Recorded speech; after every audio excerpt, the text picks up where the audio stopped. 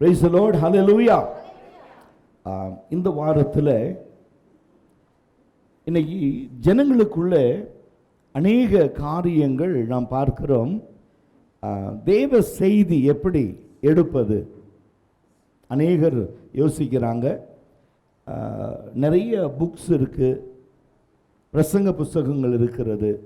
Okay, the teaching material இருக்குது available. பெரிய பெரிய பரிசுத்தவான்கள் எல்லாம் என்ன பண்ணியிருக்காங்க, இன்னும் உலகத்திலேயே தேவனுடைய ஊழியம் செய்கிற பெரிய ஊழியக்காரங்களுடைய லிஸ்ட் எடுத்தீங்கன்னா ஒரு 10 பேர் வராங்க லிஸ்ட்டில். அதில் ஐஸ்வர்யவான் அப்படின்னு சொன்னீங்கன்னா ஃபஸ்ட்டு மேன் அப்படின்னா அவர்கிட்ட யாருமே போக முடியாது. ஏசாமியை கூட பார்த்துடலாம், ஆனால் அவரை பார்க்க முடியாது. அவ்வளோ பெரிய பணக்காரன், ஒரு ஊழியக்காரர் டிபி ஜாஷ்வா, உலகத்திலே பெரிய பணக்காரர். அவர் வராருன்னு சொன்னால் நம்ம இங்கே car parking, scooter parking arrange பண்ணுற மாதிரி அவருக்கு சாப்பர் பார்க்கிங் ஏற்பாடு பண்ணும். அங்கங்கே ஹெலிபேடு, அங்கங்கே ஃப்ளைட் நிற்க வைக்கிறதுக்கு இடத்த அரேஞ்ச் பண்ணுவாங்க. டிபி ஜாஷ்வா ஒரு கூட்டத்துக்கு வர்றாருன்னா கிட்டத்தட்ட 400லேருந்து 500 ஃப்ளைட் வருமா அவருடைய மீட்டிங் கேட்கறதுக்கு. அவன் ஃப்ளைட் எடுத்துகிட்டு வந்துடுவான். ஆப்பிரிக்காலேருந்து வந்தேன், அமெரிக்காலேருந்து வந்தேன், சைனாவில் ஊழியம் செஞ்சுட்டு வந்தேன்னா அவன் வந்துடுவான். அந்த மாதிரி லிஸ்ட்டில் 3வது இடத்துல 4வது இடத்துலலாம் பில்லி கிரகம் ஐயா இருக்காங்க. அவருடைய ஊழியங்கள், அதாவது எதுக்கு நான் அதை சொல்கிறேன் அப்படின்னா, பல பரிசுத்தவான்கள் ஐஸ்வர்யவான்களாக இருந்திருக்கலாம். ஆனால் பில்லி கிரகம் ஐயா பைபிள் காலேஜ் வச்சிருக்கிறார். பைபிள் காலேஜ் சொந்தமாக பைபிள் ரிலீஸ் பண்ணியிருக்கார். பில்லி கிரகம் காலேஜுடைய பைபிள், அந்த பைபிள் எனக்கு கர்த்தர் கொடுத்தார். என்கிட்ட இருக்குது அந்த பைபிள், பில்லி கிரகமுடைய பைபிள் என்கிட்ட இருக்குது. ஓகே, ஏன் இதை சொல்கிறேன்னு தெரியுமா? இந்த வேதாகமம் என்பது நீங்கள் நானும் நினைக்கிற மாதிரி ஏதோ ஒரு ஒயிட் பேப்பரில் அச்சிடப்பட்ட ஒரு ஏதோ ஒரு எழுத்தால, அதுக்குள்ள ஜீவன் இருக்கிறது. Praise the Lord. The word in life. எவ்வளோ பேர் நம்புறீங்க? This Bible have the life in this. இந்த பைபிளுக்குள்ள என்ன இருக்கு? என்னுடைய ஜீவன் இருக்கு. என் பைபிளில் என் ஜீவன் இருக்கு. இந்த ஜீவனை காப்பாற்ற வேண்டியது யார் பொறுப்பு? இதை பார்த்து தான் என் ஜீவனை நடத்தணும். இதை வச்சு தான் நான் நடக்கணும். Praise the Lord.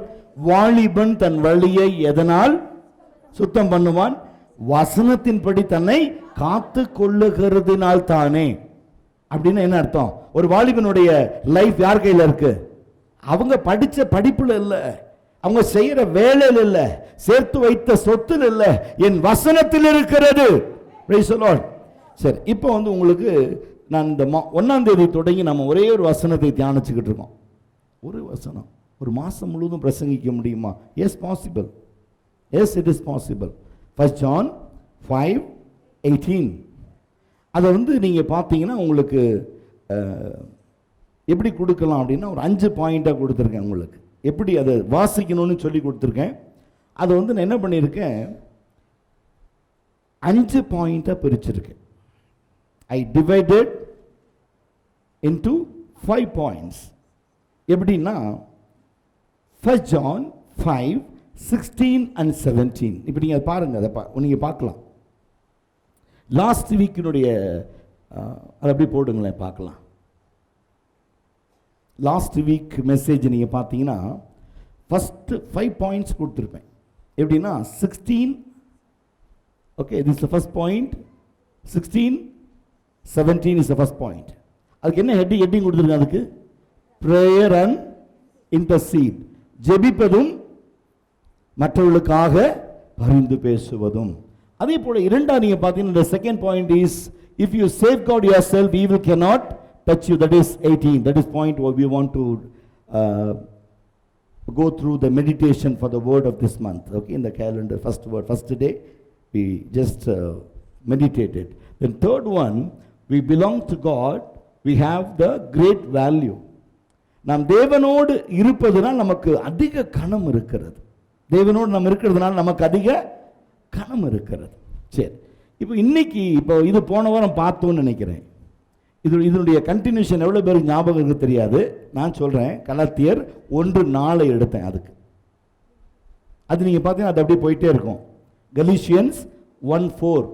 ஓகே, அப்போ லாஸ்ட் சண்டே 1 John 5:19 எடுத்து போட்டோம்.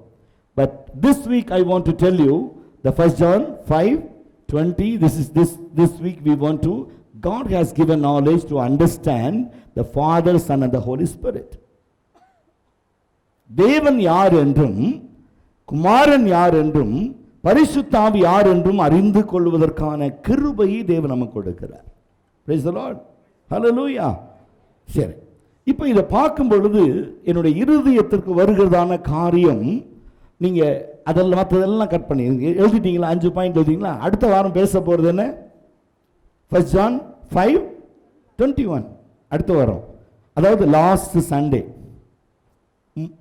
கன்க்ளூட் மெசேஜ் 5 சேர்த்து வச்சு முடிக்க போகிறோம். லாஸ்ட் வீக்குக்கு நான் இன்னும் என்ன கொடுக்கல, I never give counter for that. Okay, Galatians Galatians 1:4 வந்து நீங்கள் பார்த்தீங்கன்னா it is come to here, it will come here. Okay, that is not a point. இதுக்கு இன்னும் நான் வந்து நீங்கள் படிக்கல. பிள்ளைகளே நீங்கள் என்ன போட்டிருக்கு? 5:21 பாருங்க. அடுத்த வார்த்தை மெசேஜ், பிள்ளைகளே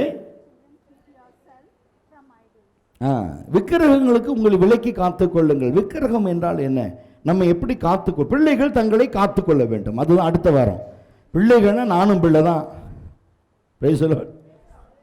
கிறிஸ்துவுக்கு நம்ம எல்லாரும் இயேசுவின் பிள்ளைகளே, பிள்ளைகள் நாங்கள் எப்போதும்.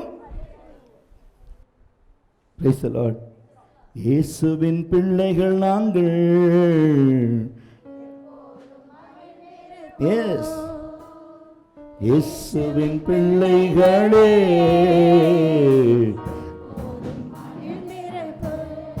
ஆமென். ரைட், அடுத்த வாரம் இது அடுத்த வாரம் பாடலாம். ரெடியா வாங்க. ஸோ இந்த வாரம் என்ன பண்ண போகிறோம்? I want to take 1 John 5:20. இதை மட்டும் நீங்கள் ஹைலைட் பண்ணுங்க, இந்த வாரத்துக்கான message. Okay, just you go through. Even this week also I never open my Bible. Okay, I want to give the message for you today. Okay, turn to book of 1 John chapter 4 verses 2. 1 John chapter 4 verses 2. 1 யோவான் 4ஆம் அதிகாரம் 2 தொடங்கி பாருங்க. இன்னைக்கு கொடுக்கப்பட்ட வசனத்தை எல்லாத்தையுமே உங்களுக்கு சொல்லிட்டுமா, இல்லை அப்பப்போ சொல்லட்டுமா, இல்லை சொல்லிட்டுமா? மோன்லையே சரி, எல்லாத்தையும் எழுதிக்கிறீங்களா? ஒன்றா பார்க்க போகிறோம். சரியா? இன்னைக்கு என்னென்ன பாயிண்ட் கொடுக்க போகிறேன் மெசேஜுங்கிறத உங்களுக்கு சொல்லி கொடுத்துறேன். 1 John 4:2, Matthew 25:44, then third one Luke chapter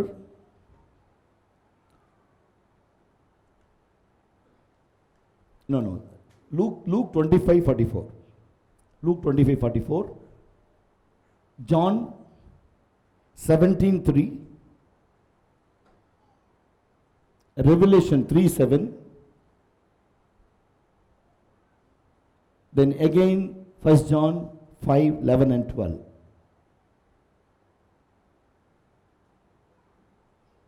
Okay, how many points are there? Okay, 5 points. Okay, இது எதுக்காக நான் உங்களுக்கு சொல்லிக் கொடுக்கிறேன் என்று சொன்னால், இந்த வசனத்திற்குள் இருக்கிறதான வேத பகுதி மிக மிக மிக முக்கியமான ஒரு காரியம், பிதாவை குறித்து. அப்புறம் இன்னொரு காரியம், ஐசையா 9:6, 6 பாயிண்ட். Okay, 6 point. இது உங்களுக்கு பார்த்தீங்கன்னா, இப்போ ஐசையா 6வது. Okay, right, good. நீ என்ன பண்ணுங்க, ஐசையா எடுத்தோன்னே நமக்கு ஒரு பாலகன் பிறந்தார், நமக்கு ஒரு குமாரன் கொடுக்கப்பட்டார், கர்த்தத்துவம் தோழி மேல் இருக்கும், அவர் நாமம் அதிசயமானவர், ஆலோசனை கர்த்தர், நித்திய பிதா, சமாதான பிரபு எனப்படும். இப்போ குமாரன் யாரு? 9:6 இருக்கார். குமாரனுடைய குணாதிசயங்கள். Price the Lord. இப்போ என்ன பண்ணலாம்? 1 John 4:2 எடுங்க. 1லேருந்து வாசிச்சுட்டே போவோம். அப்போ உங்களுக்கு I can give you the small title on it and also I can explain. பிரியமானவர்களே, உலகத்தில் அநேக கள்ள தீர்க்கதரிசிகள் தோன்றி இருப்பதினால் நீங்கள் எல்லா ஆவிகளையும் நம்பாமல் அந்த ஆவிகள் தேவனால் உண்டானவைகளோ என்று சோதித்தறியுங்கள். ஓகே, அடுத்த கதை சொல்ற, தேவ ஆவியை எதனால் அறியலாம் என்றால் மாம்சத்தில் வந்த இயேசு கிறிஸ்துவை அறிக்கை செய்யாத எந்த ஒரு மாம்சத்தில் வந்த அறிக்கை செய்யாத ஆவி இன்னைக்கு உலகத்தில் இருக்கு, அந்த கிறிஸ்துவின் ஆவி. That's the spirit of Antichrist. அப்போ இங்க fourth point என்ன நீங்க பாத்தீங்கன்னா 1 John 5:20 என்ன இருக்கு, அது நீங்க படிச்சு அது மேல நீங்க டைட்டில் போட்டுட்டே பாருங்க, அப்படி வந்து பாருங்க. அதுக்கப்புறம் தான் இந்த ரகசியங்களை நீங்கள் அறிந்து கொள்ள முடியும் தேவனோடு கூட இடைப்படுகிற பொழுது. ஓகே, 1 John 5:20 எடுத்துக்கொள்ளுங்க. இதை எடுத்து நீங்க வாசிச்சு பார்த்தீங்கன்னா கடைசி காலம் என்று பார்க்கிறோம். அன்றையும் நாம் சத்தியம் உள்ளவரை அறிந்து கொள்வதற்கு தேவனுடைய குமாரன் வந்து நமக்கு புத்தியை தந்திருக்கிறார் என்று அறிவோம். அவருடைய குமாரனாகிய கிறிஸ்து எனப்பட்ட சத்தியம் உள்ளவருக்குள்ளும் இருக்கிறோம். இவரே மெய்யான தேவனும் நித்திய ஜீவனுமா இருக்கிறார். அப்போ சத்தியம் உள்ளவரை அறிந்து கொள்வதற்கு எப்படி அறிய முடியும்? How you identify who is a true God? What is a true worship? How we are worshiping the Lord in these last days? This is very, very important in spirituality. ஆவிக்குரிய வாழ்க்கையில நீ பாடுகிற பாடல்கள், நீ ஜெபிக்கிற ஜெபம், உன்னுடைய உபவாசம், வேத வாசிப்பு எல்லாம் கர்த்தருக்கு உகந்ததா இருக்கிறதா? கர்த்தர் விரும்புகிறதா இருக்கிறதா? கர்த்தர் இடத்துல எதிர்பார்க்கிறதான உண்மை இருக்கிறதா? உனக்குள் ஒரு மனம் இருக்கிறதா? உனக்குள்ள பிரிவினை ஆவி இருக்கிறதா?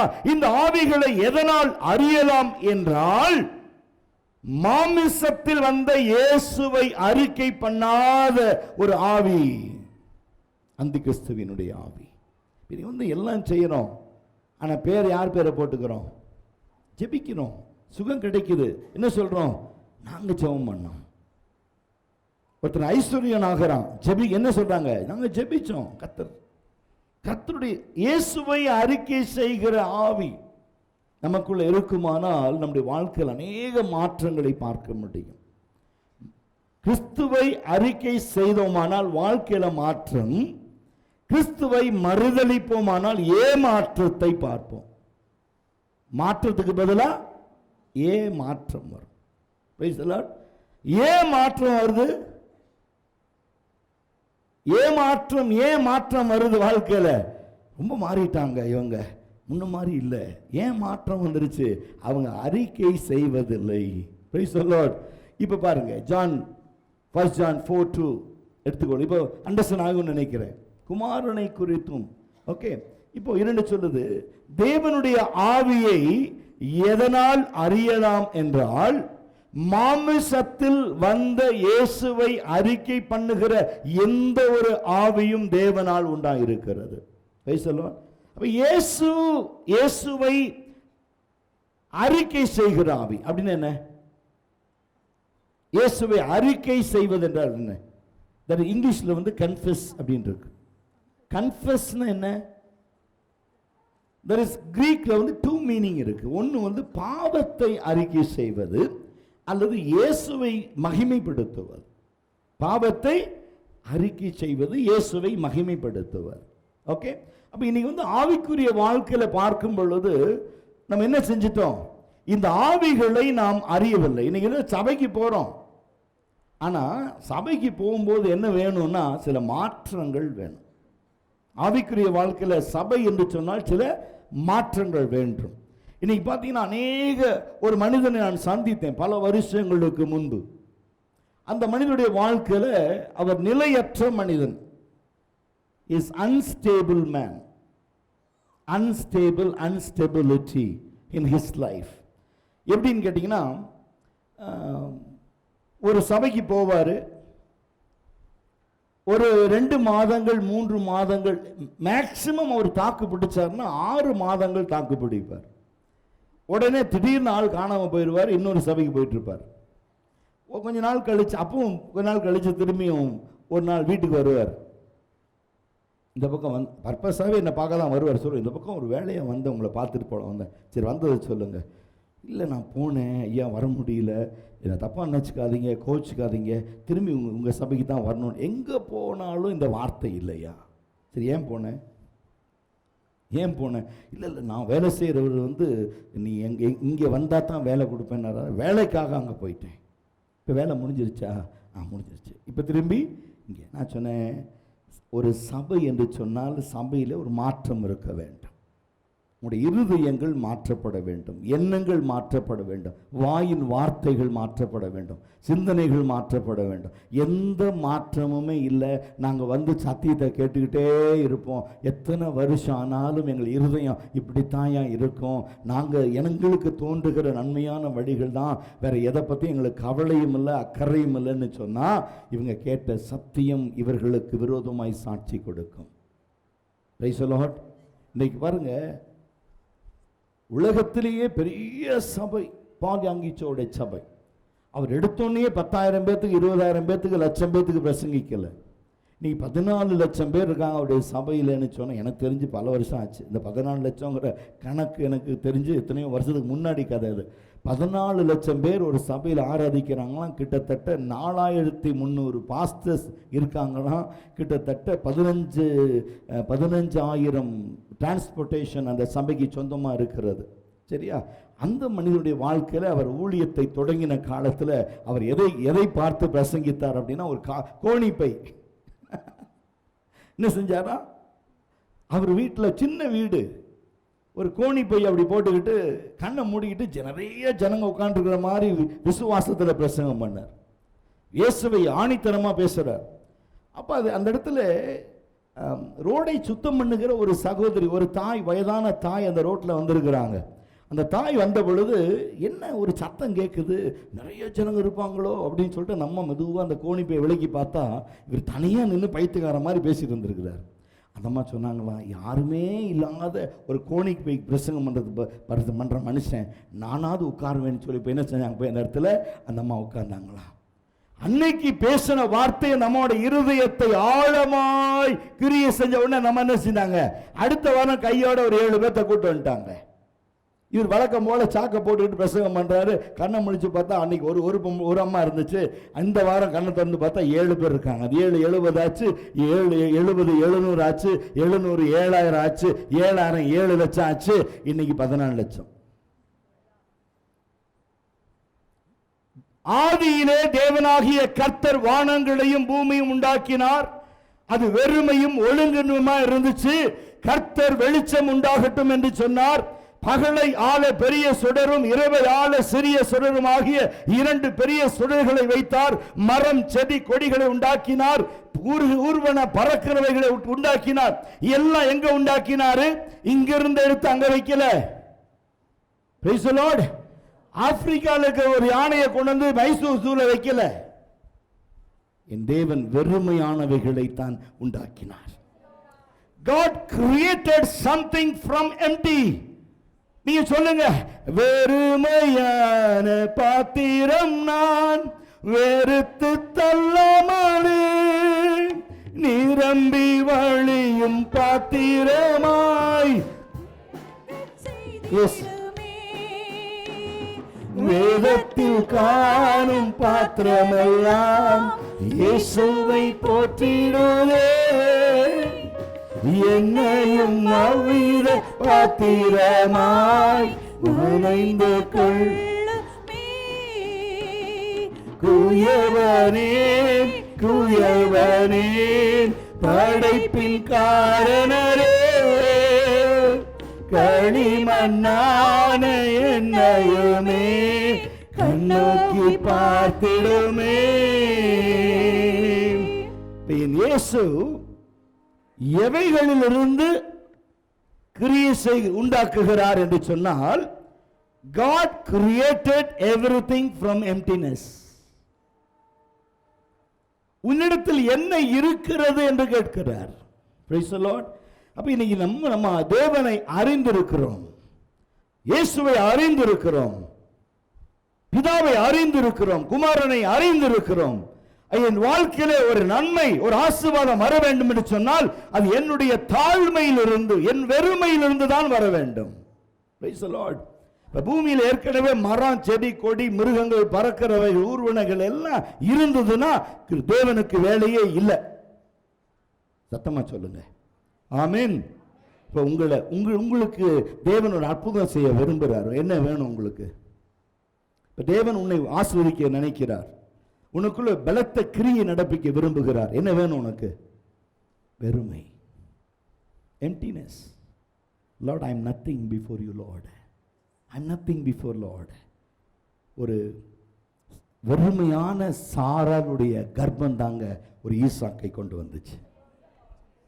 செத்து போன கர்ப்பம், மாமிசம் செத்து போன ஆபிரகாமுக்குள்ள ஒரு சந்ததி வருது.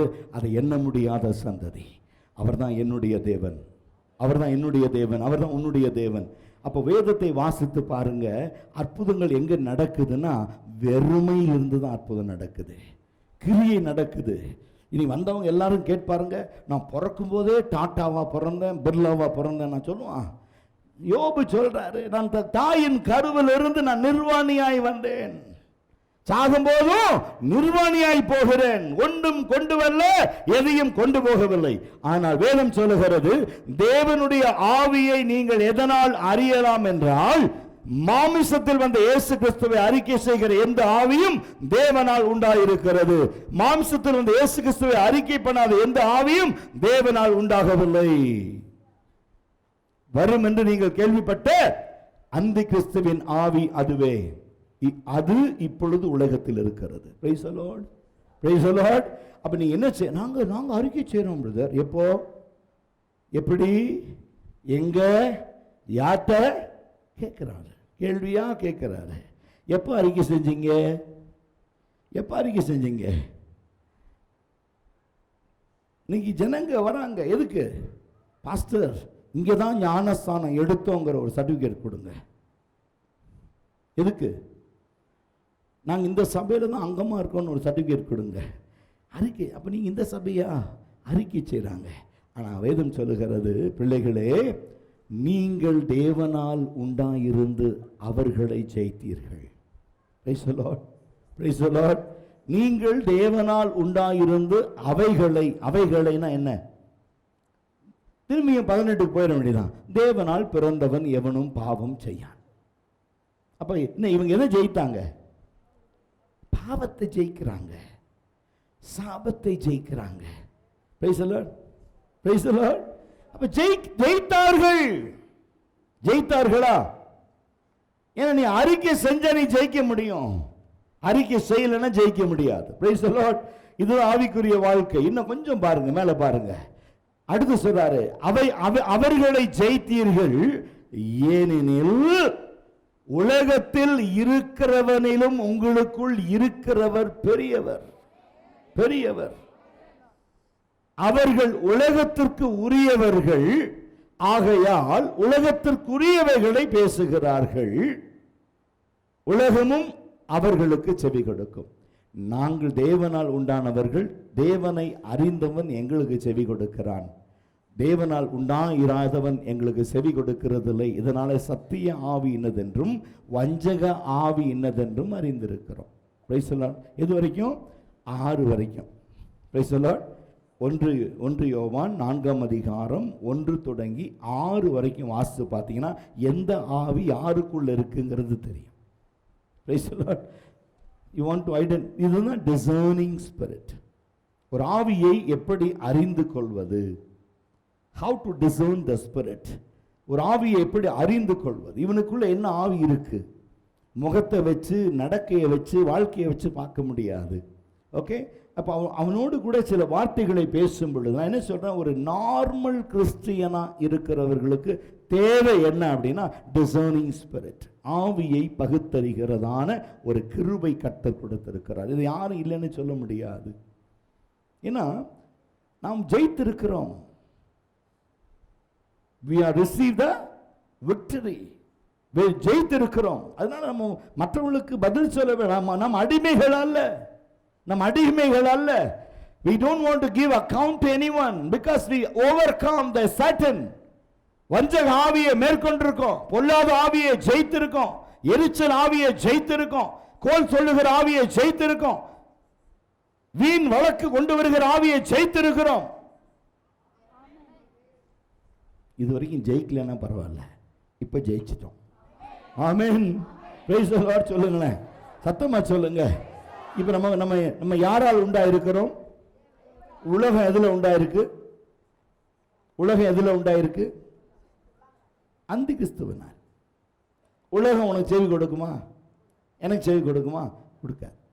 இப்ப செவி கொடு. தேவனால் உண்டாயிருக்கிறவன் நமக்கு செவி கொடுக்கிறேன். நம்ம தேவன் அறிந்திருக்கிறான், வசனத்தை அறிஞ்சிருக்கிறான்.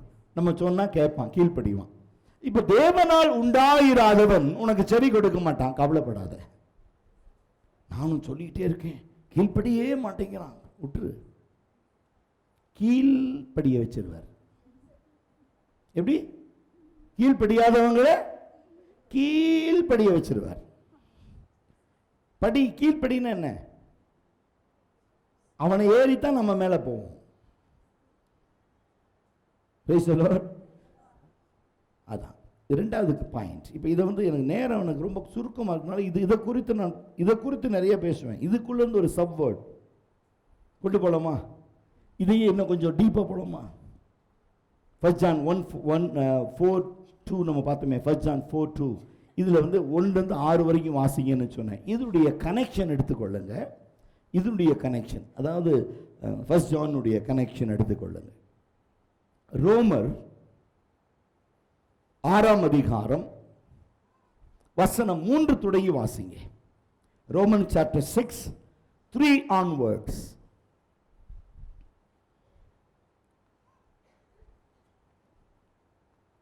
பாருங்க, கிறிஸ்து இயேசுவுக்குள்ளாக ஞானஸ்நானம் பெற்ற நாம் அனைவரும் அவருடைய மரணத்திற்குள்ளான ஞானஸ்நானம் பெற்றதை அறியாமல் இருக்கிறீர்களா? நம்ம யாரை அறிந்திருக்கிறோம்? கிறிஸ்துவ எப்படிங்க தெரியும் உங்களுக்கு? ஒரு கேள்விக்கு வருது. கிறிஸ்துவை நாம் எப்படி கேள்விப்பட்டிருக்கிறோம், தெரிஞ்சிருக்கிறோம் அப்படின்னா, கிறிஸ்துவினுடைய சிலுவை மரணம் தான். கிறிஸ்து எனக்காக மரித்தாருங்கனால தான் நம்ம அவர் மேல ஒரு அளவு கடந்த மேன்மையான நம்பிக்கையும் ஒரு மகிமையான ஒரு எதிர்பார்ப்பையும் கிறிஸ்துவ மேல் வைத்திருக்கிறோம். அப்ப என்ன சொல்றாரு? கிறிஸ்து இயேசுவுக்குள்ளாக ஞானஸ்நானம் பெற்ற நாம் அனைவரும் அவருடைய மரணத்திற்குள்ளாக ஞானஸ்நானம் பெற்றதை அறியாமல் இருக்கிறோமே. இது ரொம்ப பேத்துக்கு புரியாது. Baptism into baptized. நான் முழுக வேண்டிய இன்னொரு ஸ்நானம் இருக்கிறது. அது நான் பெருமளவும் அனுதினமும் நெருக்கப்படுகிறேன். Praise the Lord. கனெக்ஷன் வருதா? ஆமா, நேத்து பேசணும், என்ன இன்னைக்கும் பேசணும்.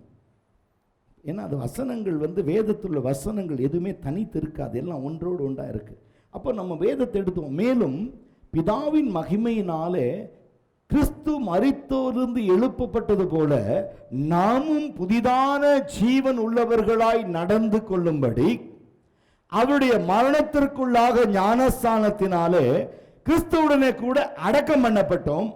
ஆதலால் அவருடைய மரண சாயலில் நாம் இணைக்கப்பட்டவர்களானால் அவர் உயிர்த்தெழுதலின் சாயலிலும் இணைக்கப்பட்டிருப்போம். திருப்பி 18 போயிருங்க. தேவனால் பிறந்தவன் பாவம் செய்யான், நாம் இனி பாவத்திற்கு ஊழியம் செய்யாதபடி. திரும்பியும் 5:18 போறோம். தேவனால் பிறந்தவன் பாவம் செய்ய மாட்டான். அப்போ நாம் இனி பாவத்திற்கு ஊழியம் செய்யாதபடி பாவ சரீரம் ஒழிந்து போகும் பொருட்டாக நம்முடைய பழைய மனுஷனை அவரோடு கூட சிலுவையில் அறையப்பட்டதென்று அறிந்திருக்கிறோம். மரித்தவன் பாவத்திற்கு நீங்கி விடுதலையாக்கப்பட்டிருக்கிறானே. ஆகையால் கிறிஸ்துவுடனே கூட மரித்தோமானால் அவரோடு பிழைத்தும் இருக்கிறோம் என்று நம்பி இருக்கிறோம். இது இரண்டாவது பாயிண்ட். அதாவது 1 John 4:2 செகண்ட் பாயிண்ட், ரோமன்ஸ் 8:2. இதனுடைய கண்டினியூஷன் நீங்க போகணும்னா எடுத்துக்கொள்ளுங்க. 1 கொரிந்தியர் 9ஆம் அதிகாரம், 1 Corinthians chapter 9 verses 5 onwards. 5 நம்ம கொஞ்சம் இடையில வாசிக்கலாம், பட் 5 வாசிக்கலாம். 5 வசனம் சொல்லுது, அதாவது 5:6-7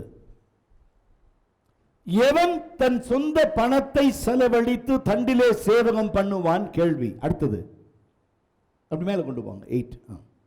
எவன் திராட்சை தோட்டத்தை உண்டாக்கி அதன் கனியை புசியாதிருப்பான்? எவன் மந்தையை மேய்த்ததன் பாலை சாப்பிடாதிருப்பான்? அப்போ இன்னைக்கு கிறிஸ்துவுடைய சபைக்கு வருகிற உன்னுடைய வாழ்க்கையில கர்த்தர் எதிர்பார்க்கிறதான ஒரு மாற்றம் வரவில்லை என்று சொன்னால், if it is not the changes into your life, if nothing is changed in your life, you want to be as it is, how God called you, from the nature of the world, nature of your attitude, the past life, until you change yourself, God cannot help you to bring you out of the evil spirit. உன்னை அந்தகார ஆவியிலிருந்து உன்னை கர்த்தர் வெளியே கொண்டு வர முடியாது. ஆகையால் அதே நீ 10ஆம் அதிகாரத்துக்குள்ள போயிருங்க. உடனே 1 கொரிந்தியர் 10ஆம் அதிகாரம், 1 Corinthians 10, 1 Corinthians 10 1ல இருந்து பாருங்க. அது கண்டினியூஷன் பாருங்க. ஏன்னா இது அத்தனையும் ஒன்றோடு ஒன்று இணைந்து. இப்படி இருக்க சகோதரரே, நீங்கள் எவைகளை அறிந்திருக்க வேண்டும் என்றால், நம்முடைய பிதாக்கள் எல்லாரும் மேகத்திற்கு கீழாக இருந்தார்கள், எல்லாரும் சமுத்திரத்தின் வழியாய் நடந்து வந்தார்கள், எல்லாரும் மோசேக்குள்ள மேகத்தினாலும் சமுத்திரத்தினாலும் ஞானஸ்நானம் பண்ணப்பட்டார்கள்.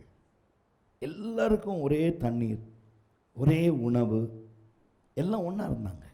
எல்லாருக்குள்ளும் ஒரே ஆவி, தேவனுடைய ஆவி இருந்துச்சு. ஆனால் ஜனங்களுக்குள்ள என்ன ஒரு வித்தியாசம் எப்படி வந்துச்சுன்னா, நல்ல கவனிங்க, வேதம் சொல்றது, எல்லாரும் ஒரே ஞான பானத்தை குடித்தார்கள். எப்படி எனில், அவரோடு கூட சென்ற ஞான கண்மலையின் தண்ணீரை குடித்தார்கள். அந்த கண்மலை கிறிஸ்துவே, அந்த கண்மலை கிறிஸ்துவே. கிறிஸ்து என்கிறதான ஒரு கண்மலை. ஏற்கனவே நான் உங்களுக்கு ஒரு கண்மலையை பற்றி, நிறைய கண்மலையை பற்றி பேசிட்டேன். இங்கே வந்து கிறிஸ்து தான் அந்த கண்மலை, அந்த தண்ணீரை தான் குடித்து கொண்டு இருக்கிறோம். இன்னைக்கு ஒரு கிறிஸ்துவ வாழ்க்கையில் we can visible அப்படின்னு சொன்னால், கிறிஸ்துவ வாழ்க்கையில் வெளியரங்கமானவைகள் என்று சொன்னால் ஒரே ஒரு காரியம், இயேசு தாங்க. பிதாவை நாம் ஒரு நாளும் கண்டதில்லை. கண்டவன் காண்கிறவன் உயிரோடு இருக்க முடியாது, வேதம் சொல்லுகிற. வேதம் போய் சொல்லாது. அப்போ பிதாவை பார்க்கல, அப்போ குமாரனை தான் பார்த்தோம். அந்த குமாரன் யாருன்னா, கண்மலையாகிய கிறிஸ்து, நமக்காக மரித்த கிறிஸ்து, ஜீவனை கொடுத்த கிறிஸ்து, ரட்சிப்பை கொடுத்த கிறிஸ்து, திரும்பி வந்து கூட்டிட்டு போற கிறிஸ்து. இப்படி வெறும் கிறிஸ்து கிறிஸ்து கிறிஸ்து தான் இருக்கு. இப்ப இடையில என்ன ஒரு பெரிய மாற்றம் என்று சொன்னால், அவர் சொன்னார், நான் போகாதிருந்தால் பரிசுத்த ஆவியாகிய தேற்றல்வாளர் உங்க நடுவில் வரமாட்டார், நான் போவேனாகில் பரிசுத்த ஆவியாகிய தேற்றல்வாளர் உங்க நடுவில் வருவார், அவர் சகல சத்தியத்தில் உங்களை வழி நடத்துவார். அவர் பாவத்தை குறித்தும், அவர் நீதியை குறித்தும், அவர் நியாய தீர்ப்பை குறித்தும் கண்டித்து உணர்த்துவார். Praise the Lord. அப்ப உங்களுக்கு மூணுமே உங்களுக்கு கன்ஃபர்மேஷன் ஆயிடுச்சு. அங்க பாருங்க, 1 John 4:2 எடுத்து இப்போ 4:2 எடுத்து வாசித்து பாருங்க. 1 John chapter 4 verses 2. அது இங்கிலீஷ்ல படிச்சா நல்லா இருக்கும். 1 John 4:2.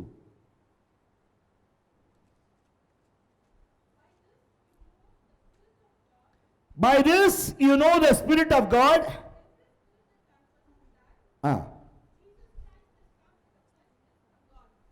இந்த ஒரு வார்த்தை எழுதப்பட்ட வார்த்தைகள்.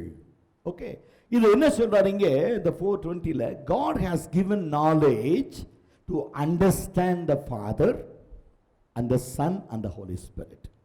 இப்போ நீங்க பிதாவை குறித்து அறியலாம், குமாரனை குறித்து அறியலாம், ஆவியானவரை குறித்தும் அறியலாம். இப்போ பிதாவை குறித்து பார்க்கும்போது, பிதா யாரு? நான் சொன்னேன், முதல்ல பிதாவை பற்றி சொன்னேன். ஒன்றும் இல்லாம வெறுமையா இருந்த பூமியில மரம், செடி, கொடி, ஆறுகள், நதிகள் எல்லாத்தையும் உண்டு பண்ணினார், மனுஷனை உண்டாக்கினார். வெறுமையான ஒரு மண்ணை பிசைந்து மனுஷனை உண்டாக்கினார். அது தேவன், creator. God is a creator.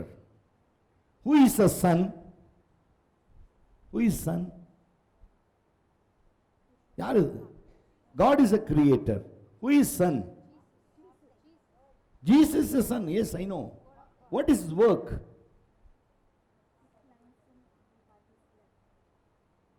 இழந்து போனதை தேடவும் ரட்சிக்கவுமே இயேசு கிறிஸ்து பூமிக்கு வந்தார். Praise the Lord. To save the sinner. Praise the Lord. Why is the Holy Spirit? To lead into perfection. நம்மை சரியான பாதையிலே நடத்துகிறவர் ஆவியானவர். இப்போ அவரை குறித்து அறிகிற காரியம். இப்போ என்ன சொல்ல, பிரியமானவர்களே, இந்த உலகத்தில் அநேக டாக்டரின்ஸ் இருக்கு. நான் சொல்லுவேன், நீங்கள் ஈலஸ் போனீங்கன்னா அங்கே புஸ்தகங்கள், நிறைய புஸ்தகங்கள் அடுக்கி வச்சுருப்பாங்க. யார் யாரோ ஆர்த்தர், யார் யாரோ ஆர்த்தர்ஸ். இன்னைக்கு கவர்மெண்ட், சென்ட்ரல் கவர்மெண்ட்டே பார்த்துட்டு ஒரு ரூல் கொண்டு வந்துட்டாங்க. இண்டிவிஜுவல் கேனாட் பிரிண்ட் அ பைபிள். ஒரே ஒரு அதிகாரம், பைபிள் சொசைட்டி. அது பிரிட்டிஷர்ஸ் காலத்தில் அந்த அதிகாரம் வழங்கப்பட்டுச்சு. இன்றைக்கு வரைக்கும் அந்த அதிகாரத்தை நாங்கள் மாற்ற முடியாது என்று சொல்லி அந்த ஒரே ஒரு நிறுவனம். ஆனால் இன்னைக்கு யார் வேணாலும் பைபிளை பிரிண்ட் பண்ணிடலாம். அன்னைக்கு ஒரு தம்பி, வாலிப தம்பி ஒரு பைபிள் வச்சுருந்தார். என்ன தம்பின்னா, அவர் சொன்னார், டேனியல் செயின் ரெஃபரன்ஸ் பைபிளுடைய தமிழாக்கம் என்று சொன்னார். Translate by Tamil. ஆனால் அதை வாசித்து பார்த்தீங்கன்னா தமிழ் தலைகீழ இருக்குது. தமிழ் படிக்கிறவங்களுக்கெல்லாம் தலைவலி வந்துடும். அந்த மாதிரி இஷ்டத்துக்கு டிரான்ஸ்லேட் பண்ணி வச்சுருக்கிறாங்க. நான் சொல்லுவேன், பல நேரத்தில் சொல்லுவேன், ஆங்கில வேதாகமும் எதிலிருந்து மொழிபெயர்க்கப்பட்டது? Hebrew and Greek. ரெண்டு தான் வேதாகமும். முதல் கண்டுபிடிக்கப்பட்ட வேதாகமும், எழுதப்பட்ட வேதாகமும் எபிரேய மொழியிலே, கிரேக்க மொழியிலே வேதாகமும் அச்சிடப்பட்டது. அப்புறம் அங்கிருந்து மூணாவது மொழி அராமேக் என்று சொல்லுகிறதான ஒரு மொழிக்குள்ள போனாங்க. அப்புறம் என்ன செஞ்சாங்க, அங்கிருந்து அதை கொண்டு போய் அவரவர்கள் பேசத்தக்கதான மொழிகளிலே அச்சிட்டார்கள். Okay, that is what important. Okay, இந்தியாவிலே முதல் ஃபர்ஸ்ட் பிரிண்டிங் மிஷின் வந்தது ட்ரங்க் பார் ஹவுஸ் என்கிற ஒரு ட்ரங்க், அதாவது தரங்கம்பாடி என்கிறதான ஒரு இடத்திற்கு மார்ட்டின் லூத்தர் மூலமாக கொண்டு வரப்பட்டது. அதான் first machine, printing machine to India. எதுக்கு இதை சொல்கிறேன் அப்படின்னா, இன்றைக்கி எல்லாரும் பிரிண்டிங் மிஷின் வச்சுட்டு அடிக்க முடியாது. அப்போ இன்றைக்கி ஆவிக்குரிய வாழ்க்கையில் என்ன ஆயிடுச்சு, அநேக உபதேசங்கள் இருக்கிறது. நீங்கள் தொலைக்காட்சியை ஆன் பண்ணிங்கன்னா, இது காஸ்பல் சேனல்னு பார்த்தீங்கன்னா கிட்டத்தட்ட எனக்கு தெரிஞ்ச ஒரு 80 இருக்குது. பல நாடுகள் போனதுனால நான் சொல்கிறேன், 80 மொழிகளிலே, இல்லை தமிழ்னா தமிழ்லேயே ஒரு கிட்டத்தட்ட ஒரு 12 அல்லது 20 வரைக்கும் நீங்கள் பார்க்கலாம், மொழிகள் பார்க்கலாம். அது எந்த சேனலை பார்க்கலாம். இன்னைக்கு ஜனங்களுக்குள்ள ஒரு குழப்பம் என்ன ஆயிடுச்சுன்னா, நேரம் போலன்னா ஏதோ ஒரு சேனலை வச்சு ஏதோ ஒரு பாட்டை கேட்டுட்டு உட்காந்துக்கிட்டு இருக்காங்க. ஏதோ ஒரு சேனலை திருப்பி ஏதோ ஒரு பாட்டை. அவங்க சொல்லுகிற உபதேசங்கள் முதலாவது தவறான உபதேசம். எப்படி உபதேசம்னா, அவர் சொல்கிறார், தெளிவாக சொல்கிறாரு, நான் கடந்த வாரம் வெள்ளிக்கிழமைன்னு நினைக்கிறேன். தம்பி, ஆமாங்க ஐயா, வெள்ளிக்கிழமை காலையில் நான் படுத்துக்கிட்டு இருந்தேன், எந்திரிக்கலை. திடீர்னு தூதர்கள் என்னை அப்படியே கூட்டிகிட்டு போயிட்டாங்க. அப்போ சொன்னாரா, இல்லை எனக்கு இன்னைக்கு ரெக்கார்டிங் இருக்குதுன்னு சொன்ன தூதர் சொன்னார், ரெக்கார்டிங்லாம் அப்புறம் வச்சுக்கோ, இப்போ கிளம்பி எங்கள் கூட வா, உங்களை பிதா கூப்பிட்டாருன்னு கூட்டிகிட்டு போனாங்க. கூட்டிகிட்டு போய் பிதாட்ட போய் ரொம்ப நேரம் பேசிகிட்டு இருந்தேன். டைம் போனதே தெரியலையாம். சரி, 6 மணிக்கு விட்டுட்டு போயிட்டாங்களாம் கொண்டு இதை சேனலில் பார்த்துக்கிட்டு இருக்காங்க ஜனங்க. என்னை இங்கிருந்து நான் டைம் சபை ஆயிடுச்சு, சபை முடிஞ்சு போச்சு, எல்லாம் கிளம்புங்கன்னு சொன்ன பிறகு, எப்பா எந்த வழியாப்பா போகிறேன்? இல்லை நான் இப்படி போகிறேங்கிறான். இல்லை அந்த பக்கம் போகிறீங்களா? இல்லை நான் இப்படி போகிறேங்க. அந்த பக்கம் இல்லை நான் அப்படி போகிறேங்கிறான். இப்படிக்கா போகிறேன், அப்படிக்கா போகிறேங்கிறான். இனி ட்ராப் பண்ணிடுங்கப்பான்னா ஆள் இல்லை. ஆனால் இவரை பரலோகம் வரைக்கும் கூட்டிகிட்டு போயிட்டு திரும்ப விட்டுட்டு போகிறாங்களே. யோசிக்கணும். அப்போது ஏன் இதை சொல்கிறேன் அப்படின்னா, இந்த 4:1 ஆண்டவர் ஆவியானவர் இன்னைக்கு நம்ம சபைக்கு சொல்கிறாரு, பிரியமானவர்களே, உங்கள் மேலே அன்பு வச்சிருக்கிறாரு. நீங்களாம் பிரியமானவர்கள் அவருக்கு. பிரியமானவர்களே, உலகத்தில் அநேகம் கள்ள தீர்க்கதரிசிகள் தோன்றி இருப்பதனால் நீங்கள் எல்லா ஆவிகளையும் நம்பாதீங்க. எல்லா ஆவியும் நம்பாதீங்க. ஏன் யூதா ஜெபம் இல்லையா? பேதுரு ஜெபம் இல்லையா? தோமா ஜெபம் இல்லையா? எம்மாவுக்கு ஆளை காணணும் ஓடின 2 பேர் ஜெபம் பண்ணாம இருந்தாங்க. எல்லாம் ஜெபிக்கிறவர்கள். ஆனா எப்ப தெரியும் ஜெபம் இவங்க ஜெபம்னா, என் இயேசு கொல்கதா மலையிலே, கொல்கதா அப்படி என்ன, சிலுவையிலே அறையப்படும் என்பதற்கு சில மணி துளிகள் முன்பதாக ஜெபிக்கும்படியாக தேவ ஆவியினால் ஏவப்படுகிறார். அப்ப கெத்செமனே என்கிற ஒரு தோட்டத்தில் தன் சீசர்களோடு கூட வழக்கமாய் ஜெபிக்க போகிற ஒரு இடம் அது. எது கெத்செமனே? எது? கொல்கதா அப்படிங்கிற ஒரு இடத்திற்கு கபால ஸ்தலம் என்று பெயர். ஏன்னா அந்த இடத்தை நீங்க மேப்ல பார்த்தீங்கன்னா மண்டை ஓடு மாதிரியே இருக்கும். கபால ஸ்தலம் என்று அதுக்கு பெயர். கபாலம்னா மண்டை, மண்டையோடு மாதிரியே இருக்கும். அப்போ கொல்கதாங்கிற இடத்துல தான் இயேசுவை சிலுவையில் அறைந்தார்கள். ஆனால் சிலுவையில் அறைவதற்கு சில மணித்துளிகள் முன்பு என் இயேசு வழக்கமாய் சீசர்களோடு ஜெபிக்கிற ஒரு இடத்திற்கு வருகிறார். அந்த இடத்திற்கு பெயர் கெத்செமனே. கெத்செமனே என்கிற இடத்துல ஜெபிக்கிறார். சீசர்களுக்கு சொல்றார், நீங்கள் மனுஷகுமாரனுடைய வேளை வரப்போகிறது, நீங்கள் ஜெபியுங்கள் என்று சொல்லுகிறார். இன்னைக்கு ஒரு சபை ஒரு ஊழியக்காரன் சொல்றான், எல்லாரும் ஜெபம் பண்ணு, ஊழியத்திற்காக ஜெபிங்க, சபைக்காக ஜெபிங்க, ஊழியத்தில் கட்டப்பட்ட குடும்பங்களுக்காக ஜெபிங்க. அப்படின்னா நீ தூங்கிட்டு இருந்தனா உனக்குள்ள இருக்கிற ஆவி வேற. சீசர்களை ஜெபிக்க சொல்றார் இயேசு. சீசர்கள் என்ன பண்ணிட்டு இருந்தாங்க? நித்திரை செய்து கொண்டிருந்தார்கள். They don't know the value of the prayer. They don't know the value of the Son of God. பாருங்க, ஒரு மனுஷன் ஊருக்கு வெளியூர் போறார் அப்படின்னா அந்த மனுஷனை குறித்த ஒரு பாரம் இருக்கும். பாருங்க, ஒரு மனுஷன் வெளி தேசத்துக்கு கடந்து போகிறார்னு சொன்னா ஒரு பாரம் இருக்கும். இந்த மனுஷன் எப்போ போவார், எப்போ வருவார், எப்படி இருப்பார், அங்கே பல கேள்விகள். ஆனால் இவர் ஒரே அடியா பிதாவினுடைய இடத்துக்கு வலது பாரத்தில் உட்காரும்படியாய் போகிறார். திரும்ப நம்மளை எல்லாத்தையும் கூட்டிட்டு போறாரு. எப்படி எடுத்துக்கொள்ளப்பட்டாரோ அப்படியே திரும்பி வருவார். இதெல்லாம் தெரிஞ்ச சீசர்கள் இயேசு கிளீனா சொல்றாரு, என்னை ஒருவன் காட்டி கொடுப்பான், நான் மனுஷகுமாரன் மனுஷர் கையிலே ஒப்பு கொடுக்கவும் காட்டி கொடுக்கப்படவும் அடிக்கப்படவுமான ஒரு நேரம் என்று சொல்லி ஜெபிக்க கூட்டிட்டு போறாரு. ஆனா அங்க ஜனங்கள் ஜெபிக்கல, சீசர்கள் நித்திரையா இருந்தார்கள். கோபம் வருது, உங்களுக்கு கோபம் வரும்னு நினைக்கிறேன். சீசர்கள் மேல உங்களுக்கு கோபம் வருமா, வராதா? ஆனா இயேசு இரண்டாம் தரம் போகிறார். அங்கே என் இயேசு இரண்டாம் தரம் போகிறார். சீசர்கள் நித்திரை செய்து கொண்டிருப்பதை கண்டு என்ன சொன்னாரு? நீங்கள் எனக்காக ஒரு மணி நேரமாவது விழித்திருந்து ஜெபிக்க கூடாதா? அப்புறம் மூன்றாவது பார்த்தாரு, தூங்கிட்டு இருந்தாங்க, விட்டுட்டு போயிட்டார். சரி தூங்குங்க. இருக்கா? பைபிள்ல இருக்கா? நான் மாத்தி சொல்லிட்டு இருக்கேனா? இருக்கா? படிக்கலாம் கொஞ்சம்.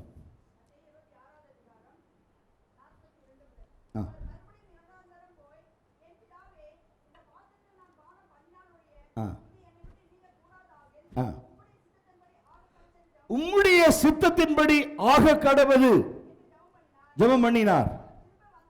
திரும்பி வந்த பொழுது தன்னுடைய வந்தவர்கள் சீசர்கள் நித்திரை பண்ணுகிறதை கண்டு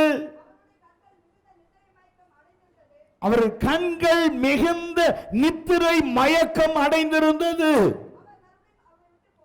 மறுபடியும் அவர்களை விட்டு போய்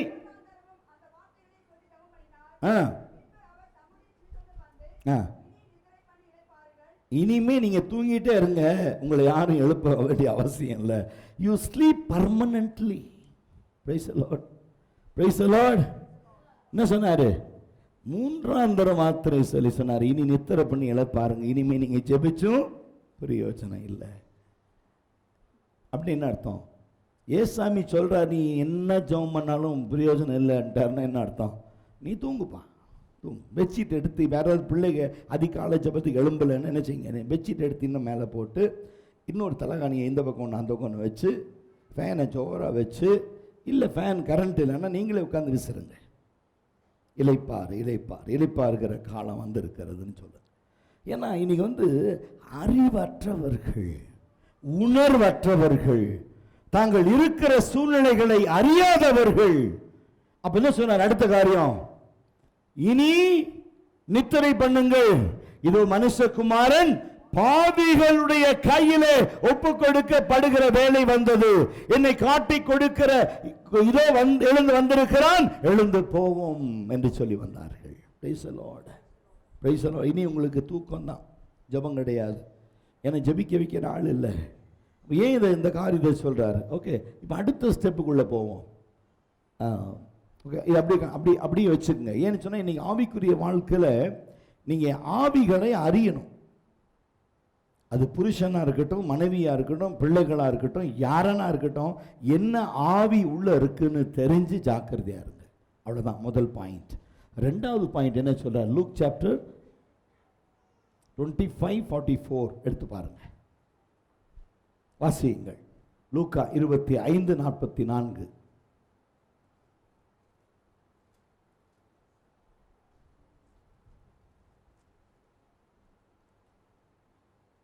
வாசிங்கம்மா.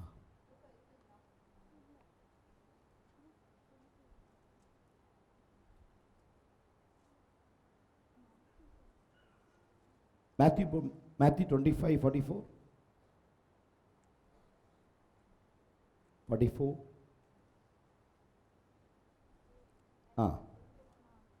வாசிங்க. அப்பொழுது அவர்களும் அவர்களுக்கு பிரதியுத்தரமாக, ஆண்டவரே, உம்மை பசி உள்ளவராகவும் தாகம் உள்ளவராகவும் அந்நியராகவும் வஸ்திரம் இல்லாதவராகவும் வியாதிப்பட்டவராகவும் காவலில் அடைக்கப்பட்டவராகவும் நாங்கள் எப்பொழுது கண்டு உமக்கு உதவி செய்ய வந்தோம் என்றார்கள். அப்போ இன்னைக்கு ஆவிக்குரிய வாழ்க்கையில் பல சூழ்நிலைகளில் நாம் என்ன நினைக்கிறோம், ஆவிக்குரிய வாழ்க்கையில் என்ன நினைக்கிறோம்.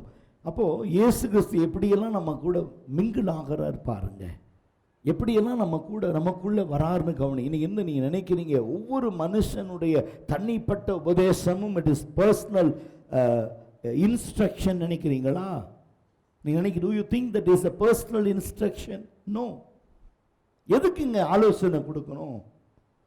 நீ திருந்த மாட்டேன்னு தெரிஞ்ச பிறகு உனக்கு எதுக்கு நாங்கள் ஆலோசனை கொடுக்கணும்? ஆனால் ஒரு நேரத்தில் தேவனாகிய கர்த்தர் இயேசுவை குறித்து அழகாக சொல்றாரு. அப்பொழுது அவர்கள், அது 40 வாசிங்க. அது பாருங்க, மனுஷகுமாரன் வரும் பொழுது என்ன நடக்கும். இப்போ எல்லா ஆவிகளையும் நீங்க நம்பக்கூடாது. எப்படி உண்டாயிருக்கு நீங்க பாருங்க. இப்போ 40 எடுத்து பாருங்க. 40 அங்க வாசித்து வரும்போது உங்களுக்கு தெரியும். அங்க பாருங்க, ராஜா பிரதியுத்தரமாக, மிகவும் சிறியவராகிய என் சகோதரராகிய இவர்களில் ஒருவனுக்கு நீங்கள் எதை செய்தீர்களோ அதை எனக்கே செய்தீர்கள் என்று மெய்யாகவே நான் உங்களுக்கு சொல்லுகிறேன் என்பார். இப்போ நம்ம என்ன செய்யணுங்கிறத முடிவு பண்ணணும், யாருக்கு செய்யணுங்கிறதையும் முடிவு செய்யணும். என்ன செய்யணும், யாருக்கு செய்யணும், எப்ப செய்யணும், எங்க செய்யணும். சரியா? இப்போ இது கொடுப்பதற்கான ஒரு நேரம். எதை கொடுப்பது? அப்ப என்னில் சிறியவர்களுக்கு எதை செய்தீர்களோ அதை எனக்கே செய்தீர்கள். அடுத்து சொல்றாரு, அப்பொழுது இடது பக்கத்தில் நிற்கிறவர்களை பார்த்து, சபிக்கப்பட்டவர்களே, என்னை விட்டு பிசாசுக்காகவும் அவன் தூதர்களுக்காகவும் ஆயத்தம் பண்ணப்பட்டிருக்கிற நித்திய அக்கினியில் போங்கள். ஏன் அங்க போகணும்? ஏன் நாங்கள் அக்கினிக்கு இரையா போகணும்? அப்புறம் சொல்றாரு, நான் பசியா இருந்தேன், நீங்கள் எனக்கு போஜனம் கொடுக்கவில்லை. நான் தாகமாய் இருந்தேன், நீங்கள் என் தாகத்தை தீர்க்கவில்லை. நான் அந்நியராய் இருந்தேன், நீங்கள் என்னை சேர்த்துக் கொள்ளவில்லை. வஸ்திரம் இல்லாதவனாய் இருந்தேன், நீங்கள் எனக்கு வஸ்திரமும் கொடுக்கவில்லை. வியாதி உள்ளவனையும் காவலில் அடைக்கப்பட்டவனுமாய் இருந்தேன், நீங்கள் என்னை விசாரிக்க வரவில்லை என்பார். அப்பொழுதுதான் அங்க சொல்றாரு, அப்பொழுது அவர்கள் அவருக்கு பிரதியுத்தரமாக கேட்கிறாங்க, ஆண்டவரே, உம்மை பசி உள்ளவராகவும் தாகம் உள்ளவராகவும் அந்நியராகவும் வஸ்திரம் உள்ளவராகவும் வியாதிப்பட்டவராகவும் காவலில் அடைக்கப்பட்டவராகவும் எப்பொழுது நாங்கள் உம்மை கண்டு உமக்கு உதவி செய்யாதிருந்தோம் என்பார்கள். அப்பொழுது அவர், இவர்களில் ஒருவனுக்கு நீங்கள் எதை செய்தீர்களோ அதை எனக்கே செய்தீர்கள் என்று சொல்லுகிறார். Price the Lord. அப்ப என்ன அர்த்தம்? ஏசாமி உங்கள்கிட்ட பசியா இருக்கு, சோறு கூடுன்னு கேட்பாரா? இல்லை என் போட்டுக்கு துணி இல்லை கூடுன்னு கேட்பாரா? இல்லை நான் காவலில் அடைக்கப்பட்டிருக்கேன், என்னை பாருன்னு கூப்பிடுவாரா? என்ன சின்னம்மாவா அவரு? எங்க ஏசாமி என்ன சின்னம்மாவா? ஜெயிலில் ஜெயிலில் அடைச்சாலும் அந்த அம்மாவுக்கு 5 ரூம் தான். பாய்ஸ் கார்டனில் எவ்வளோ ரூம் இருக்குதோ அதே மாதிரி தான் சின்னம்மாவுக்கு ஜெயிலையும். அதை ஒரு பைத்தியக்காரன் பேல் எடுக்க போறான் அந்த அம்மாவை. இந்த அம்மாவே பேல் எடுக்க இவர் இந்த அம்மாக்கே இப்போ ஆட்டம் கண்டுருச்சு. டிஐஜியை மாற்றிட்டாங்க, ஏஐஜியை மாற்றிட்டாங்க, என்னென்ன ஐஜியோ எல்லா ஐஜியும் போயிடுச்சு. இப்போ நேற்று போடுறான் டிவியில், சசிகலாவுக்கு சாதாரண அறை கொடுக்கப்பட்டிருக்குதான். ஏன்? வின்சன் மேனர்ல உங்க தங்கவை, லீலா பேலஸ்ல தங்கவை. தேவன் சொல்லுகிறார், அதாவது கிறிஸ்துவுக்குள்ளே உன்னுடைய நம்பிக்கை, ஒழுக்கமா ஒரு சபைக்காக ஜெபிக்க தெரியாதவன், பசியா இருக்கிறவனுக்கு ஆகாரம் கொடுக்க தெரியாதவன், வஸ்திரம் இல்லாதவனுக்குண்டா வஸ்திரம். வேதம் சொல்லு, உதவி செய்ய திராணி இருந்தும் செய்யாமல் போனா பாவம். சரி, ஒத்துக்கிறேன். என்ன அந்த அம்மாவுக்கு துணியா இல்லை? இல்லை அந்த அம்மா யாருங்க? சுதந்திர போராட்டத்துக்கு போராடினவங்களா? இல்லை. அப்புறம் சொல்லுங்க, அந்நியனா அவங்க? சொல்லுங்க, யார் அவங்க? நீ போய் ஏன் பார்க்கணும்? அதை சொல்றாரு. ஒரு சபையை குறித்த ஒரு எண்ணம், தெளிவான எண்ணம் உனக்குள்ள இல்லைன்னா நீ செய்யற காரியம் எல்லாமே வீணா போயிடும். சொல்றாரு, அனுதினமும் ஒரு சபையை விசாரிக்க தெரியாதவன், சொல்றாரு, ஒரு சொந்த வீட்டை நடத்த தெரியாதவன் தேவனுடைய சபையை எப்படி நடத்துவாங்கிற ஒரு கேள்வி தந்து அடிக்கடி என்ற ஒரு பாஸ்டர் கேட்பார், பாஸ்டர் எனக்கு அதுக்கு மட்டும் விளக்கம் கொடுங்கம்பார். நான் சொன்னேன், 10 தடவை கொடுத்துட்டேன், இனி என்ன விளக்கம்? ஒரு குடும்பத்தை நடத்த தெரியாதவன் சபை எப்படிங்க நடத்துவான்? குடும்பத்தை எப்படி நடத்தணும் பாஸ்டர்? நான் சொன்னேன், குடும்பம் நடத்துறதெல்லாமா ஒரு கதை. இன்னைக்கு பாருங்க, ஜனங்க ரோட்ல தான் அன்பை காமிப்பாங்க, வீட்டில் இல்லை. குடும்பம் நடத்த தெரியாதான். ரோட்டில் தெருவில் கையை தூக்கி தோல் மேலே போட்டுக்கிறது, எங்கே தெருவில் கண்டாலும் செல்ஃபி எடுத்துக்கிறது. வீட்டில் போய் என்ன பண்ணுவேன்னு தெரியல எனக்கு. அசிங்கமான ஒரு வாழ்க்கை, அருவருப்பான ஒரு வாழ்க்கை. சரியா? அப்போ சொல்கிறாரு, உனக்கு விசாரிக்க தெரியல, உனக்கு விசாரிக்க தெரியல. அப்போ அடுத்த காரியம் சொல்கிறாரு, அப்பொழுது அவர்களுக்கு பிரதியுத்தரமாக சொல்கிறாரு, மிகவும் சிறியவர்களாகிய இவர்களில் ஒருவனுக்கு நீங்கள் எதை செய்தீர்கள் அதை எனக்கே செய்தீர்கள். அப்படின்னு என்ன அர்த்தம்? உன்னை ஆசீர்வதிச்சா அங்க ஆசீர்வாதம், உன்னை சபிச்சா உனக்கு சாபம். Price the Lord. நீ செய்யறது மனுஷனுக்கு அல்ல, உன்னை தொடுகிறவன் என் கண்மணியை தொடுகிறான். அப்ப என்ன சொல்றாரு? இந்த சிறியவர்களுக்கு நீங்க என்ன செய்றீங்களோ அது எனக்கு செய்யறீங்கன்னா என்ன அர்த்தம்? நம்ம ரோட்ல தெருவில் ஒருத்தன் பிச்சை எடுத்துட்டு வரானா, அவனுக்கு 10 ரூபாயை போடுறோம், 50 ரூபாயை போடுறோம், 100 ரூபாயை போடுறோம்னா உடனே கணக்கு எழுதி வச்சுக்குவார் ஆண்டவர். அவன் பிச்சைக்காரன் என்ன செய்வான்? பாத்திரத்தை வச்சுட்டு குடிக்க போயிடுவான். அவனை குடிக்க தூண்டின பாவத்திற்காக உனக்கு இன்னொரு தண்டனையும் அடிச்சு நல்லா வரும். ஆமீன். நீ சிலர் பேசுவாங்க பாருங்க, சிலர் பேசும்போது, பொதுவா பேசும்போது அந்த வாயிலிருந்து அழகழகான வார்த்தைகள் வரும்.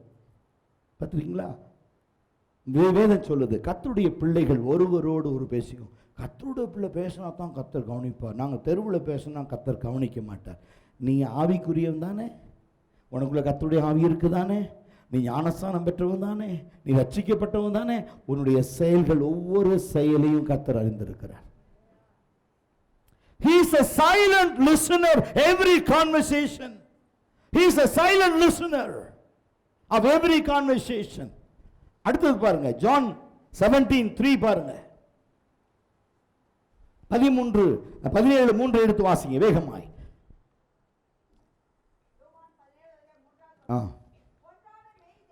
ஒன்றான மெய் தேவனாகிய உம்மையும் நீர் அனுப்பினவராகிய இயேசு கிறிஸ்துவையும் அறிவது நித்திய ஜீவன்.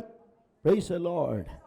அப்போ நீர் அனுப்பின ஒன்றான மெய் தேவனாகிய இயேசு கிறிஸ்துவை அறிகிறது நித்திய ஜீவன். Praise the Lord. நம்ம சொல்லு, நானும் அவைகளுக்கு ஜீவன் உண்டாயிருக்கவும் அது பரிபூரணப்படவுமே வந்தேன் என்று இயேசு சொல்லுகிறார். Praise the Lord. அப்ப நம்முடைய ஆவிக்குரிய வாழ்க்கையில ஒன்றான மெய் தேவனை அறிவது நித்திய ஜீவன். அப்ப இன்னைக்கு ஆவிக்குரிய வாழ்க்கையில நீங்க அநேகர் சபைக்கு தேவன் கொண்டு நான் ஆரம்பத்திலே சொன்னேன், ஒரு சபைக்கு வரும் பொழுது ஒரு சபையை கர்த்தர் எப்படி நடத்துகிறார் என்று நீங்கள் அறிய வேண்டும். You should understand the church once you enter, what the Holy Spirit leading a person, what is the changes are going to be happen in future days or coming days. வரக்கூடிய காலங்களில் ஏற்படக்கூடியதான மாற்றங்கள். ஒரு மனுஷன் ரட்சிக்கப்பட்டு அவருடைய வாழ்க்கையில மாற்றங்கள் இல்லை என்று சொன்னால், ஒரு மனுஷன் ரட்சிக்கப்பட்டு அவன் வார்த்தையில உண்மையில்லை என்று சொன்னால், ஒரு மனுஷன் ரட்சிக்கப்பட்டு அவருடைய கிரியையில ஒன்றுமில்லை என்று சொன்னால், இவன் ரட்சிக்கப்பட்டது வீணாயிருக்கும். They have to give account to God each and every work to the Lord. எல்லா கிரியைகளுக்கும் கணக்கு கொடுக்கணும்.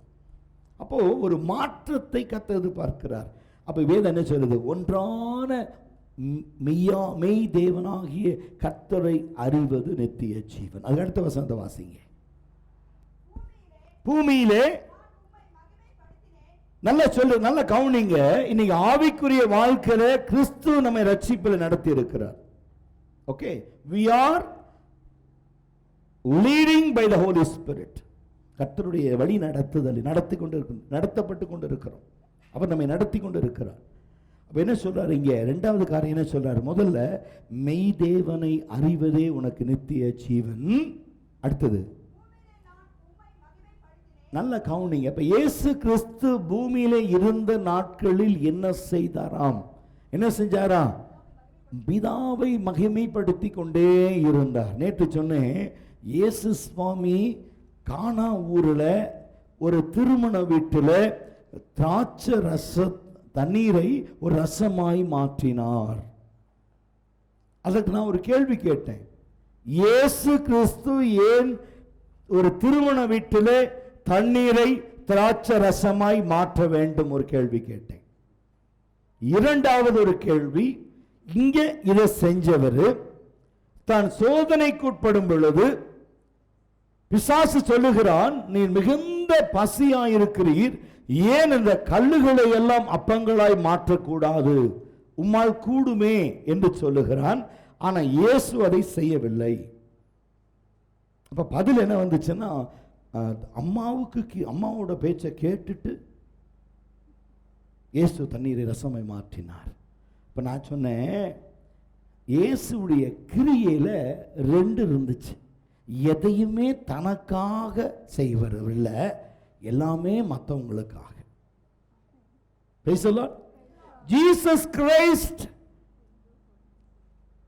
convert the water into wine because of people. Jesus Christ never convert a rock into bread because he don't want that.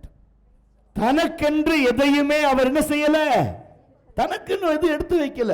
நான் தான் சொன்னேன், இப்பவும் சொல்றேன், இன்னைக்கு ஜனங்க ஒண்ணு வேண்டாம், இது 10 புக் இருக்கு, ஒரு 10 பேத்துக்கு கொடுங்கன்னா முதல்ல ஒரு புக் எடுத்து வச்சுட்டு நாங்கள் 9 இருக்கு கொடுத்துருங்க. அவங்க ஒன்று எடுத்து வச்சுட்டு 8 இருக்கு, அவங்க ஒன்று எடுத்து வச்சுட்டு 7 இருக்கு, அவங்க ஒன்று வச்சுட்டு 6 இருக்குமா, அப்படியே சர்க்குலேட் ஆகிட்டு முடிஞ்சிடும். கொடுத்துட்டீங்களா? 10 பேர்த்துக்கு கொடுத்துட்டேன். உங்களுக்கு இருந்துச்சா? முதல்ல நான் எடுத்து வச்சுக்கிட்டேன்.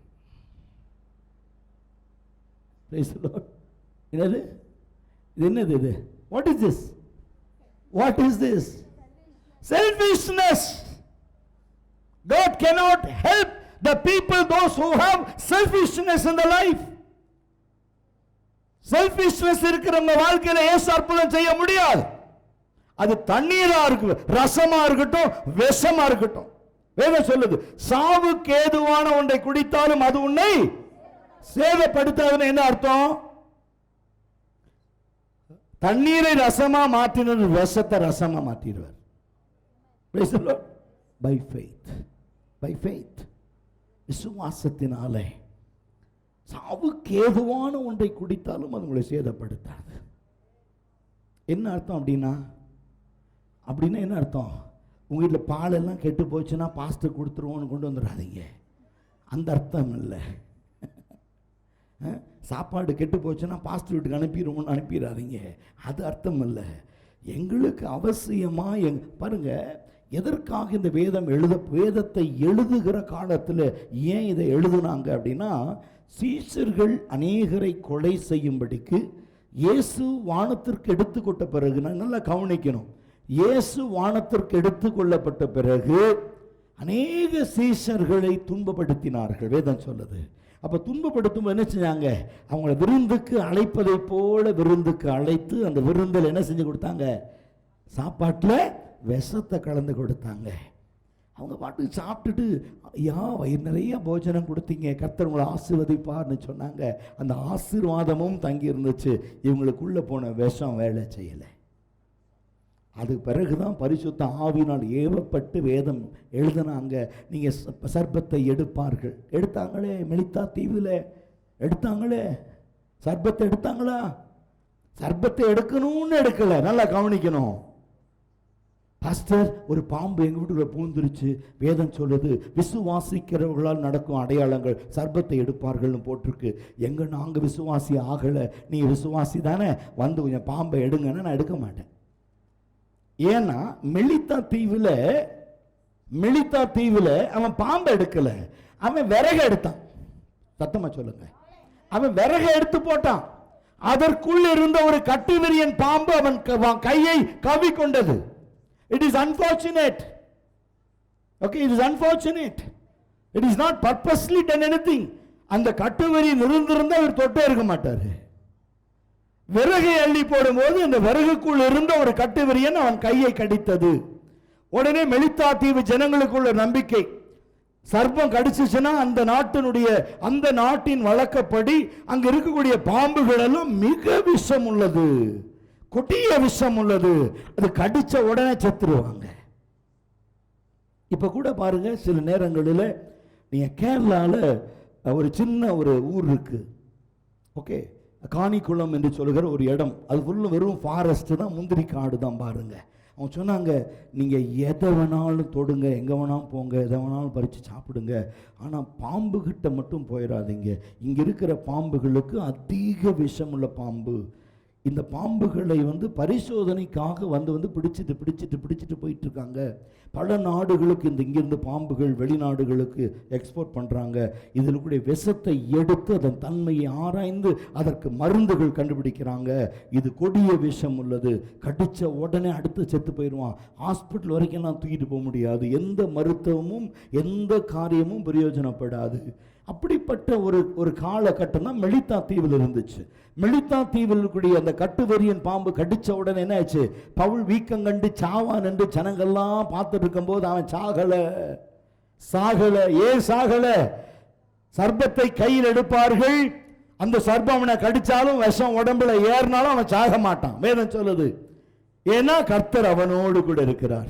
அந்த பாம்பு கடிச்ச பிறகு, பாம்பு கடிக்காம இருந்திருந்தார்னா இவனை விரட்டி இருப்பாங்க, அந்நியன் சொல்லி விரட்டி இருப்பாங்க, இவனை ஏற்றுக்கொண்டு இருக்க மாட்டாங்க. ஆனா அந்த சர்ப்பம் கடிச்சு இவன் சாகாம இருக்கான் பாருங்க, அந்த நஷ்டத்திலும் ஒரு பெரிய லாபத்தை கர்த்தர் கட்டெடுக்கிறார். இவன் ஒரு தேவ தூதன் என்று சொன்னாங்க, he is an angel of God என்று சொன்னாங்க. அவனை ஏற்றுக்கொண்டார்கள் என்று சத்தியம் சொல்லுகிறது.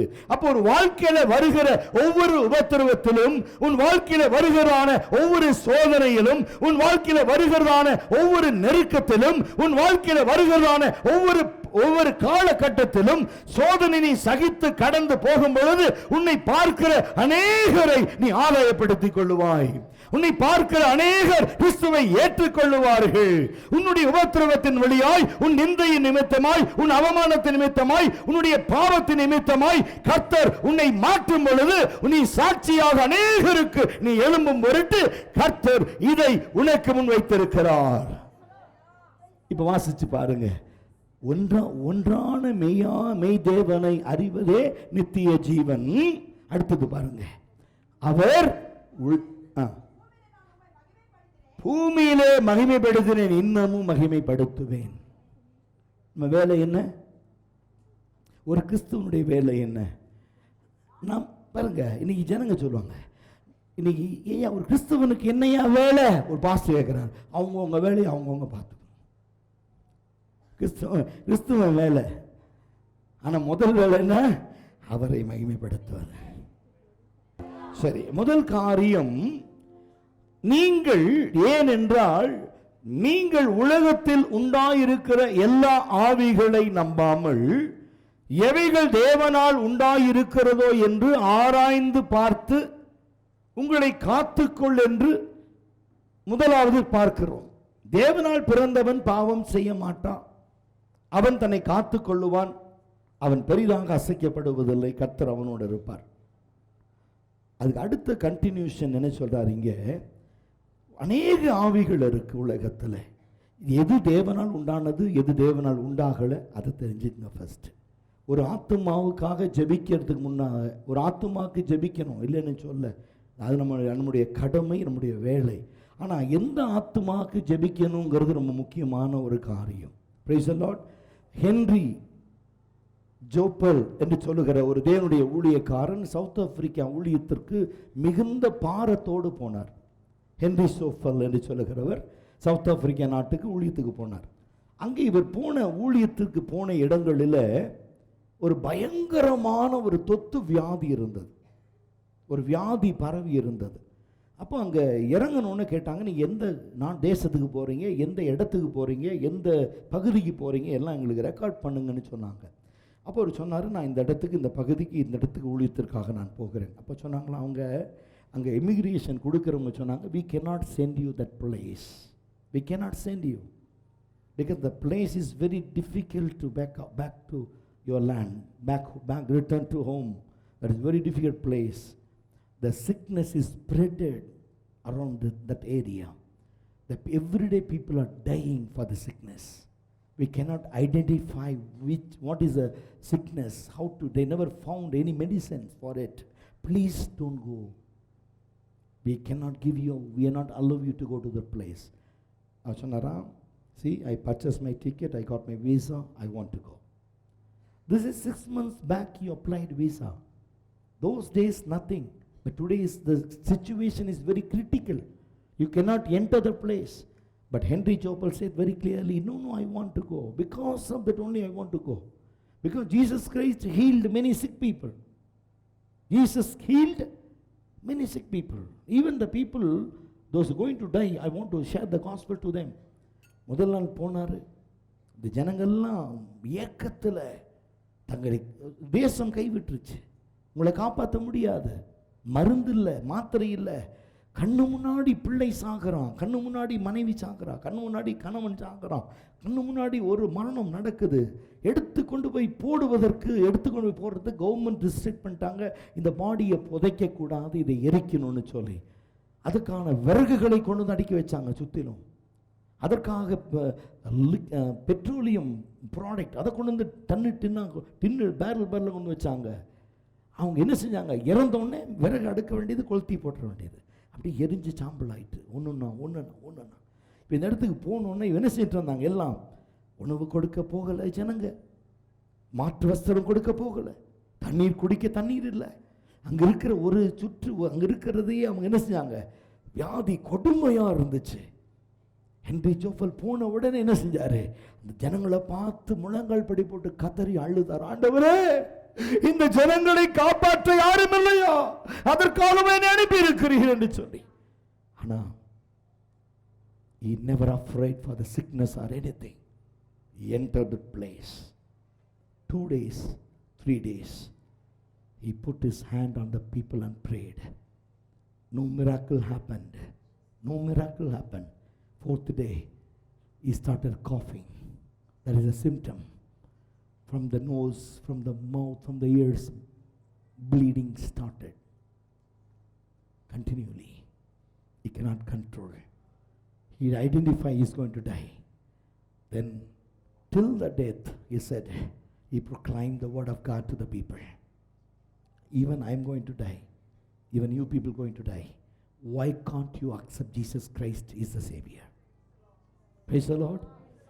மறிக்க போறோம் என்று தெரிந்த பிறகும், போகக்கூடாதென்று தடை சட்டம் போட்ட பிறகும் அந்த ஜனங்களுக்காக போய் அந்த வியாதியை தனக்குள்ள ஏற்றுக்கொண்டு பர்பசாயத்திக்கல போனோனே வந்துருச்சு. ஆனால் உயிரோடு இருந்த சில மணி துணிகள் அவன் இயேசுவை குறித்து எல்லா ஜனங்களுக்கும் சொன்னான். ஆனால் ஒவ்வொருத்தரும் சாகிறதுக்கு முன்னால ஜீசஸ் சேவ் அஸ் அப்படின்னு கத்துனாங்க. That the pleasant and beautiful experience he gained in his life. இன்னைக்கு உயிரோடு இருந்து பாவத்தில் சாகிற, சத்தியத்தை கேட்டுட்டு ஞானஸ்தானம் எடுத்துட்டு பாவத்தில் செத்த ஆத்துமாக்களுக்கு என்னை போல சத்தியம் சொல்லுவதை விட Henry Chopra is a great person, what I said today. மென்மையான ஒரு மனுஷன். சாக போறோன்னு தெரிஞ்சு போய் சொன்னானே சத்தியம். செத்துருவாங்கன்னு தெரிஞ்சு இயேசுவை விதைச்சானே, அதுதாங்க ஊழியம். அதுதான் ஊழியம். இன்னைக்கு நம்ம என்ன ஊழியம் செஞ்சுக்கிட்டு இருக்கோம்? இன்னைக்கு இருக்கிற விசுவாசம் நாளைக்கு இல்லை, இன்னைக்கு இருக்கிற அன்பு நாளைக்கு இல்லை, இன்னைக்கு இருக்கிற ஐக்கியம் நாளைக்கு இல்லை, ஒரு மன ஆவி இல்லை, ஜெப ஆவி இல்லை.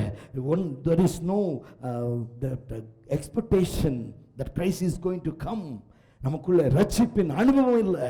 there is no experience of salvation in every individual's life. ஒவ்வொரு தனிப்பட்ட மனுஷனுடைய வாழ்க்கையிலும் ரட்சிப்பின் சந்தோஷம் இல்லை. ரட்சிப்பின் சந்தோஷத்தை அனுபவிச்சவன் பாவத்தை ருசிக்க மாட்டான், பாவத்துக்குள்ளே போக மாட்டான், பாவம் செய்ய மாட்டான். ஏன்னா அவன் தேவனால் பிறந்தவன். 5:18 வரேன். அவன் தேவனால் பிறந்தவன். எப்படிங்க பாவம் செய்வான்? எப்படி பாவம் செய்வான்? அப்ப பாவம் எப்ப செஞ்சான்? 19 வாசித்து பாருங்க. அது தூண்டுச்சான். 20 பாருங்க. ஏன்னா அவனுக்கு தெரியல எது நல்ல ஆவி, எது கெட்ட ஆவி, எது கொட்ட ஆவின்னு தெரியல அவனுக்கு. ஆவி தெரியல அவனுக்கு. That is not pastor's mistake, that is not a church mistake, that is individual mistake. கர்த்தர் ரட்சிக்கப்பட்ட ஒவ்வொருவரையும் தன்னுடைய ஜீவ புஸ்தகத்திலே பெயர் எழுதுகிறார், ஞாபக புஸ்தகத்தில் பெயர் எழுதுகிறார். அவருடைய வழிகளை கர்த்தர் அறிந்து கொள்ளுகிறார். After baptism you are under the control of God.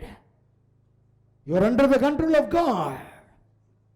But அவர் கண்ணையும் மண்ணை தூவிட்டு போற நீ பாவம் செய்ய மன்னிப்பு கிடைக்குமா உனக்கு? Do you get the forgiveness of God? எடுத்து வாசித்து பாருங்க. ஒரு சபையை குறித்து நான் வெளிப்படுத்துகிறேன். வெளிப்படுத்தின சுவிசேஷம் 3ஆம் அதிகாரம் 7ஆம் வசனத்தை திருப்பிக் கொள்ளுங்க. அதுதான் எடுத்திருக்கேன் நான்.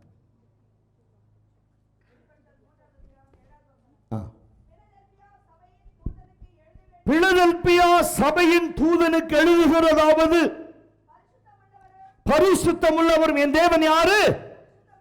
நான் பிரசங்கிக்கிற வார்த்தை எது? நமக்குள்ள இருக்கிற ஆவியானவர் யாரு? ஹல்லேலூயா. பரிசுத்தம் உள்ளவரும் சத்தியம் உள்ளவரும் தாவீதின் திறவுகோலை உடையவரும் ஒருவரும் பூட்டக்கூடாததை திறக்கிறவரும் திறக்கக்கூடாததை பூட்டுகிறவரும் சொல்லுகிறதாவது, I know your deeds. உன் கிரியை எனக்கு தெரியும். நீ அந்தரங்கத்தில் செஞ்சிருக்கலாம், இல்ல வேற நாட்டுக்கு போய் பண்ணியிருக்கலாம், வேற மாநிலங்களுக்கு போய் பண்ணியிருக்கலாம், வேற தேசங்கள் போய் நீ பண்ணியிருக்கலாம். But I know your deeds. நீ எங்க போய் பண்ணால் வேதம் சொல்லுது. அதுக்கு தாவீது அழகா விளக்கம் சொல்றான். நான் வானத்துக்கு ஏறினால் அங்கேயும் இருக்கிறீர், பாதாளத்தில் போய் படுக்க போட்டால் யோனா போல கப்பலில் படகு கீழே போய் படுக்க போட்டால் அங்கேயே நீ இருக்கிறீர். உமக்கு மறைவா எங்கே போவேன்? Where I can go, I cannot hide myself. எங்க போனாலும் அங்க நீங்க இருக்கீங்க ஆண்டவரே. ஆமென். அப்போ யோசிச்சு பாரு. உன் கிரியை அறிந்திருக்கிறேன்னு சொன்னா நான் என் கிரியை உமக்கு என்ன தெரியும்? What about know about me? But each and everything I know about you, my dear brother and sister. I know your deeds. Don't think I'm a fool. Past 27 years I complete my ministry in this Bangalore city. Thousands of people I preached the word of God. I prayed. Thousands of people I prayed. Thousands of people I revealed as a prophecy. Yes, I'm not a fool.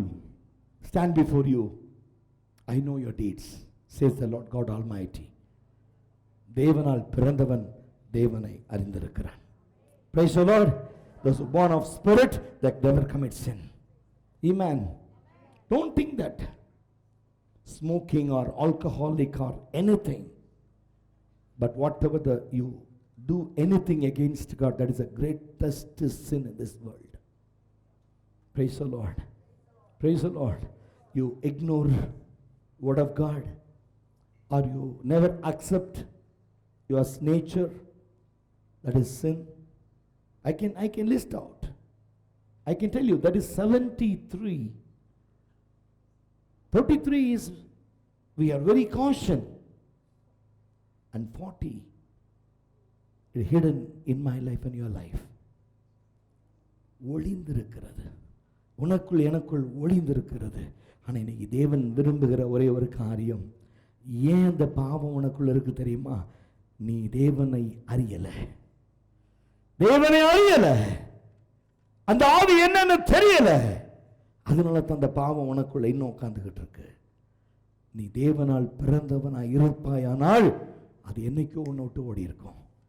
இன்னைக்கும் உனக்குள்ள ஒரு கடின இருதயம், ஒப்பு கொடுக்காத ஒரு மனதை நான் பார்க்கிறேன். வாசிங்க. உன் கிரியைகளை அறிந்திருக்கிறேன். நல்ல கவனிங்க. உன்னை ஒரு பெரிய பலவானா அவரு காமிக்கல, வைராக்கியம் உள்ளவனா காமிக்கல, எதையும் சாதிப்பேன்னு காமிக்கல. ஆனா என்ன சொல்றாரு? உன் கிரியைகளை அறிந்திருக்கிறேன், கொஞ்சம் பலன் இருந்தும் என் நாமத்தை மறுதலியாமல் என் வசனத்தை கை கொண்டபடியினால் திறந்த வாசலை வைக்கிறேன், ஒருவனும் பூட்ட முடியாது. Praise the Lord. No one shut. I will keep before you open door. Open doors. இதுதான் இன்னைக்கு தேவன் என்னோடு பேசுகிற வார்த்தை. ஹல்லேலூயா, ஹல்லேலூயா. அப்போ உன் கிரியை அறிந்திருக்கிறேன். யார் சொல்றா? என் தேவன் சொல்றாரு. என் கிரியைகளை அறிந்திருக்கிறார். எங்களுக்கு மனசாட்சி இருக்கு, சுய புத்தி இருக்கு. நாங்கள் எப்போ கீழ்ப்படியும் வேண்டுமோ அந்த நேரத்தில் கீழ்ப்படிவோம். எதை சொல்லுது? எல்லாவற்றுக்கும் ஒரு காலம் உண்டு. பிரசங்கி சொல்லுகிறான், there is time for everything. Time for everything. Okay, விதைக்கிற காலத்தில் தான் விதைக்கணும், அறுக்க வேண்டிய காலத்தில் தான் அறுக்கணும். அறுக்க வேண்டிய காலத்தில் விதை எடுத்துட்டு போற விதைக்க, right? You cannot go harvest in the time of sowing the seed. விதைக்கிற ஒரு காலம், விதைத்ததை அறுக்க ஒரு காலம், நட ஒரு காலம், நட்டதை பிடுங்க ஒரு காலம், அழுக ஒரு காலம், சிரிக்க ஒரு காலம். எல்லாவற்றுக்கும் ஒரு காலம் உண்டு. சூரியனுக்கு கீழே மனுஷன் படுகிற பிரயாசம் எல்லாம் மாயை, மாயை, மாயை என்று பிரசங்கி சொல்லுகிறான். ஹல்லேலூயா. சரி, I want to bring the conclude message. 1 John 5:11 and 12. Am I right? 1 John, ஏன்னா ஐசையா 9:6 everybody knows. அதை நான் கன்க்ளூஷன் கொடுத்துட்டேன். பட் இங்கே வந்து கன்க்ளூஷன் மெசேஜ் 1 John 5:11 and 12. ஆனால் நம்ம இன்னும் எங்கே பார்த்தோம்? 16, 17 பார்த்தோம். ஆனால் இங்கே அதற்குள்ள ஒரு ரகசியத்தை கர்த்தர் வைத்திருக்கிறார். 5ஆம் அதிகாரம் 11, 12 வாசியுங்கள். தேவன் நமக்கு நித்திய ஜீவனை தந்திருக்கிறார். அந்த ஜீவன் அவருடைய குமாரனில் இருக்கிறது என்றும் என்பதே அந்த சாட்சியாம். குமாரனை உடையவன் ஜீவனை உடையவன். தேவனுடைய குமாரன் யாருக்குள் இல்லையோ அவனுக்குள்ள ஜீவன் இல்லை. Praise the Lord. அப்ப இனி யோசித்து பாருங்க, நாம் உலகத்தில் உண்டாயிருக்கிறோம். உலகத்தில் அநேக கள்ள தீர்க்கதரிசிகளும் பொய்யான காரியங்களும் இருக்கு. நாம் யாரால் உண்டாயிருக்கிறோம்? இன்னைக்கு வந்து இப்போ நான் ப்ராஃபஸி கிளாஸ் எடுத்துக்கிட்டு இருக்கேன், ஸ்கூல் ஆஃப் ப்ராஃபஸி எடுத்துக்கிட்டு இருக்கேன், அதே போல் பேச்சுலர் தியாலஜி எடுத்துக்கிட்டு இருக்கேன். இந்த ஸ்கூல் ஆஃப் ப்ராஃபஸிக்குள்ளே இன்னும் நான் கிட்டத்தட்ட 18 மாதங்கள் ஆயிடுச்சு. ஆனால் இன்னும் நான் வந்து ஒரு கன்க்ளூஷனுக்குள்ளே வரல. சிஸ்டர், உங்களுக்கு இந்த கிருபை அளிக்கப்பட்டிருக்கிறது, நீங்கள் போய் ப்ராஃபஸி பண்ணுங்கன்னு இது வரைக்கும் யாருக்கும் சொல்லலை. 18 மாதமாக கிளாஸ் அட்டன் பண்ணிக்கிட்டு இருக்காங்க. எப்படி? Past 18 months I'm taking the class for the school of prophecy, but I never reveal them or tell them to go and proclaim in the word or reveal to people. Even many people I never allow them to pray even, because I know the spirit. அப்போ ஒரு school of prophecy என்கிற ஒரு காரியம் எப்படி வருது அப்படின்னா, இவங்களுக்குள்ள இருக்கிறதான இவங்களுக்குள்ள புதைந்து கிடக்கிறதான அந்தரங்கத்தில் இருக்கிறதான அந்த தேவனுடைய அழைப்பும், தேவனுடைய தெரிந்து கொள்ளுதலும், தேவனுடைய வழி நடத்துதலும், தேவனுடைய ஆலோசனையும், இவர்கள் ஆவிகளை பகுத்தறிகிற கிருபைகளையும் கர்த்தர் கொஞ்சம் கொஞ்சமாய் கொடுத்துட்டு இருக்கிறார். இப்ப இது 18 மாசத்துக்கு பிறகுதான் இன்னைக்கு வந்து how to form the sentence சொல்லி கொடுத்தானே. How to form the sentence அப்படி இதுக்கு தெரியாதா பாஸ்டர்? தெரியும். ஆனா that is a method. சரியா? that is a method to understand. எந்த வாக்கியங்களுக்குள்ள வசனம் இல்லையோ அங்க வசனத்தை போடணும். எங்க வசனம் இருக்கோ சுயத்தை போடக்கூடாது. Praise the Lord. என்னது? எங்க வசனம் இல்லையோ அங்க வசனத்தை போடணும். எங்க வசனம் இருக்கிறதோ அங்க சுயத்தை போடாத. Praise the Lord. அப்போ அவங்களுக்கு அந்த வசனங்களை வாசித்து நான் சொல்லி கொடுக்கும்போது, இப்போதான் ஆரம்பிச்சிருக்கோம் ஸ்கூல் ஆஃப் ப்ராஃபஸிங்கும் போது, இன்னொரு 8 மாத காலமோ அல்லது இன்னும் 1 வருட காலமோ இவர்கள் கற்றுக்கொண்ட பிறகு இவங்களுக்கு தெரியும், பாஸ்டர் தீர்க்க தரிசனம் என்பது அவ்வளவு எளிதானதில்லைன்னு இப்போ நாங்கள் புரிஞ்சுக்கிட்டோம். தீர்க்க தரிசனம் சொல்லுவதும் சரி அல்லது யாருக்கு சொல்வது என்பதும் மிக முக்கியமான காரியம். உன் நினைவுகள் எல்லாம், உன் எண்ணங்கள் எல்லாம் தீர்க்க தரிசனங்களாக முடியாது. புரிந்து கொள்ளுங்க. அப்ப என்ன சொல்றாரு? தேவனால் உண்டாயிருக்கிறவன், தேவனால் பிறந்தவன், தேவனால் உண்டாயிருக்கிறான். அவன் ஜீவன், நித்திய ஜீவன் அவனுக்குள் இருக்கிறது. கிறிஸ்து கொடுத்த நித்திய ஜீவன், யாரெல்லாம் கிறிஸ்துவுக்குள்ள பிறந்தாங்களோ அவங்களுக்கு நித்திய ஜீவன் இருக்கு. Those who born of God, they have eternal life. Connection ஆகுதா? 18ல தேவனால் பிறந்தவனுக்குள்ள நித்திய ஜீவன் இல்லை. ஏன்னா அவன் பாவம் செஞ்சான். தேவனால் பிறந்தவன் பாவம் செய்ய மாட்டான், அவனுக்கு நித்திய ஜீவன். பாவம் செய்யாதவனுக்கு நித்திய ஜீவன், பாவம் செஞ்சவனுக்கு நித்திய ஜீவன் இல்லை. There is no eternal life. திரும்பியும் வாசித்து பாருங்க, 11, 12 வாசித்து பாருங்க. எப்ப கொடுத்தாரு? நீங்க பிறந்த பிறகு. ஒரு குழந்தை, நல்ல கவனிங்க, ஒரு குழந்தை தாயின் கருவில் இருக்கு. சரியா? ஒரு குழந்தை தாயின் கருவில் இருக்கும் பொழுது டாக்டர் சொல்றாங்க, உங்க குழந்தை பிறந்த உடனே பாருங்க இங்கே ஓடும் அங்கே ஓடும். எல்கேஜியில் சேர்த்தி விட்டோன்னே எல்லாத்துலேயும் ஸ்டார் வாங்கிட்டு வரும், கோனைஸ் வாங்கிட்டு வரும். அப்புறம் கொஞ்ச நாளில் பார்த்தோன்னா 5ஆம் கிளாஸ் படிக்கும்போது 7ஆம் கிளாஸில் போடுற அளவுக்கு ஞானம் வரும்.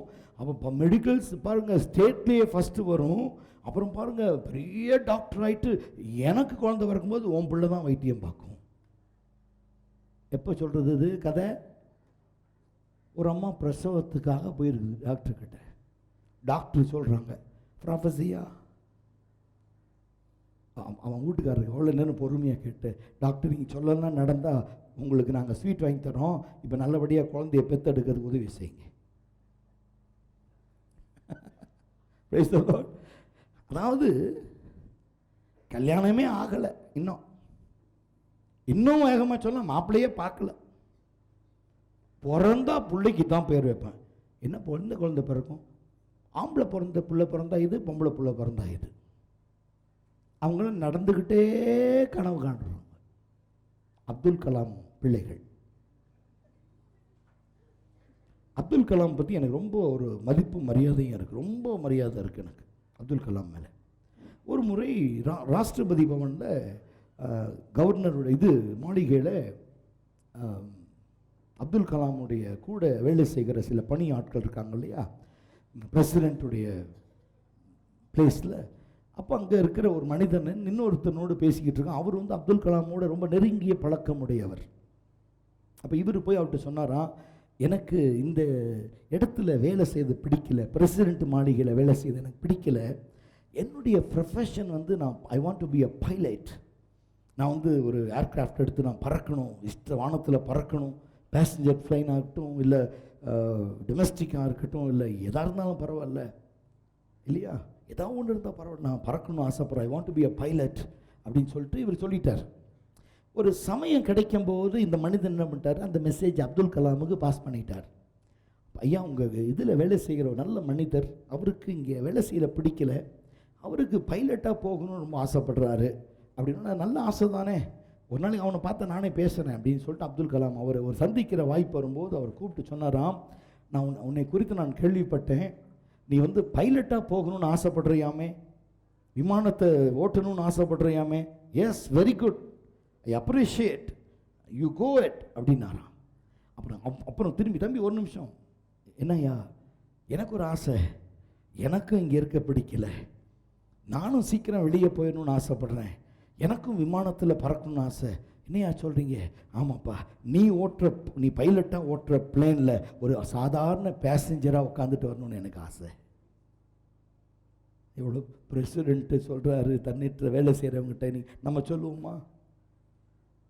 நமக்கு கார் ஓட்டுற டிரைவர்கிட்ட போயிட்டு ஒரு நாள், தம்பி நீ சொந்தமாக ஒரு கார் வாங்கு, உன்னை உட்கார வச்சு நான் ஓட்டிகிட்டு போகிறேன்.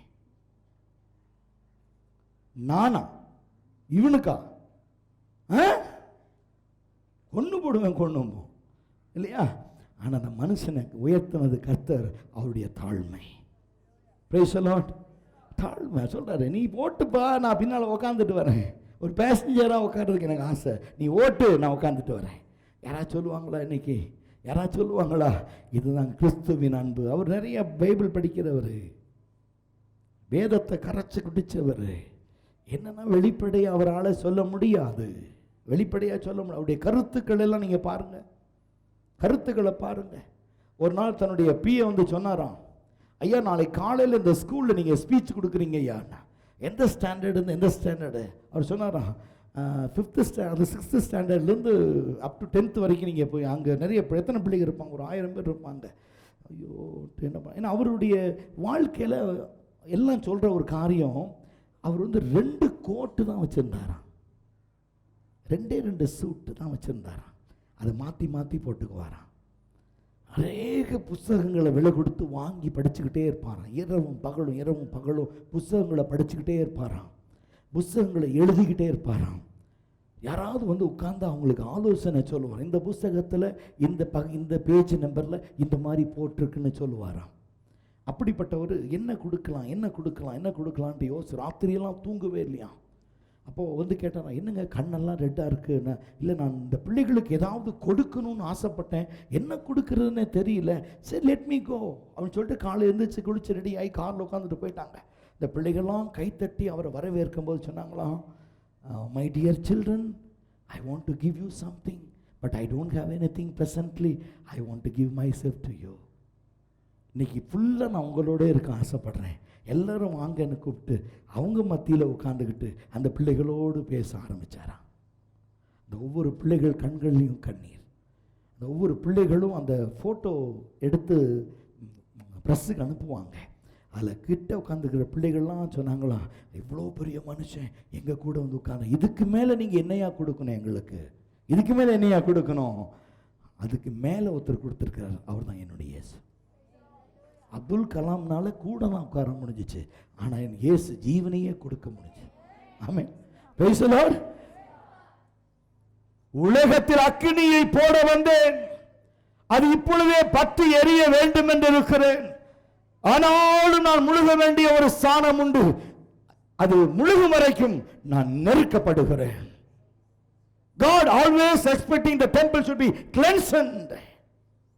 கழுவப்படுகிற ஆலயமாய் இயேசு தேவனுடைய ராஜ்யத்திற்கு எந்த நேரத்திலும் இவர்கள் என்னை கொன்று விடுவார்கள், என்னை கொலை செய்வார்கள், ஆனால் இந்த மனுஷ உலகத்தினுடைய பாவம் என்னை தடுத்து ஆட்கொள்ளாதபடிக்கு நான் திரும்ப திரும்ப கழுவப்பட்டு பரிசுத்தமாக்கப்பட்டு என்னுடைய பிதாவினுடைய நோக்கம், பிதாவினுடைய சித்தம், பிதாவினுடைய வழி நடத்துதல் நிறைவேற வேண்டும் என்று காத்துக் கொண்டிருக்கிறேன். இதுதான் என்னுடைய லட்சியம் என்று என் இயேசு சொல்லுகிறார். எத்தனை பேருக்குள்ள அந்த நம்பிக்கை இருக்கிறது? எத்தனை பேருக்குள்ள அந்த நம்பிக்கை இருக்கு? நான் பூமியில் இருக்கிற ஒவ்வொரு நிமிஷமும் என் கிறிஸ்துவுக்காக, என் இயேசுவுக்காக இந்த வேத வசனத்தை நான் படித்தேன். இன்றைக்கு கொடுக்கப்பட்ட இந்த வேத வசனத்திற்காக நான் வாழ ஆசைப்படுகிறேன். I don't want to live according to my knowledge. I don't want to live according to my consciousness. I don't want to live what others telling me to walk. No, I am not for the world. I am for God. I am for God. He chosen me. அவர்தான் என்னை தெரிந்து கொண்டார், அவர்தான் என்னை அழைச்சாருங்க. இந்த கனமான ஊழியத்திற்கு அவர்தான் என்னை அழைச்சார். நான் மனுஷனுக்கு கீழ்ப்படியணுமா தேவனுக்கு கீழ்ப்படியணுமா? யோசித்து பாருங்க.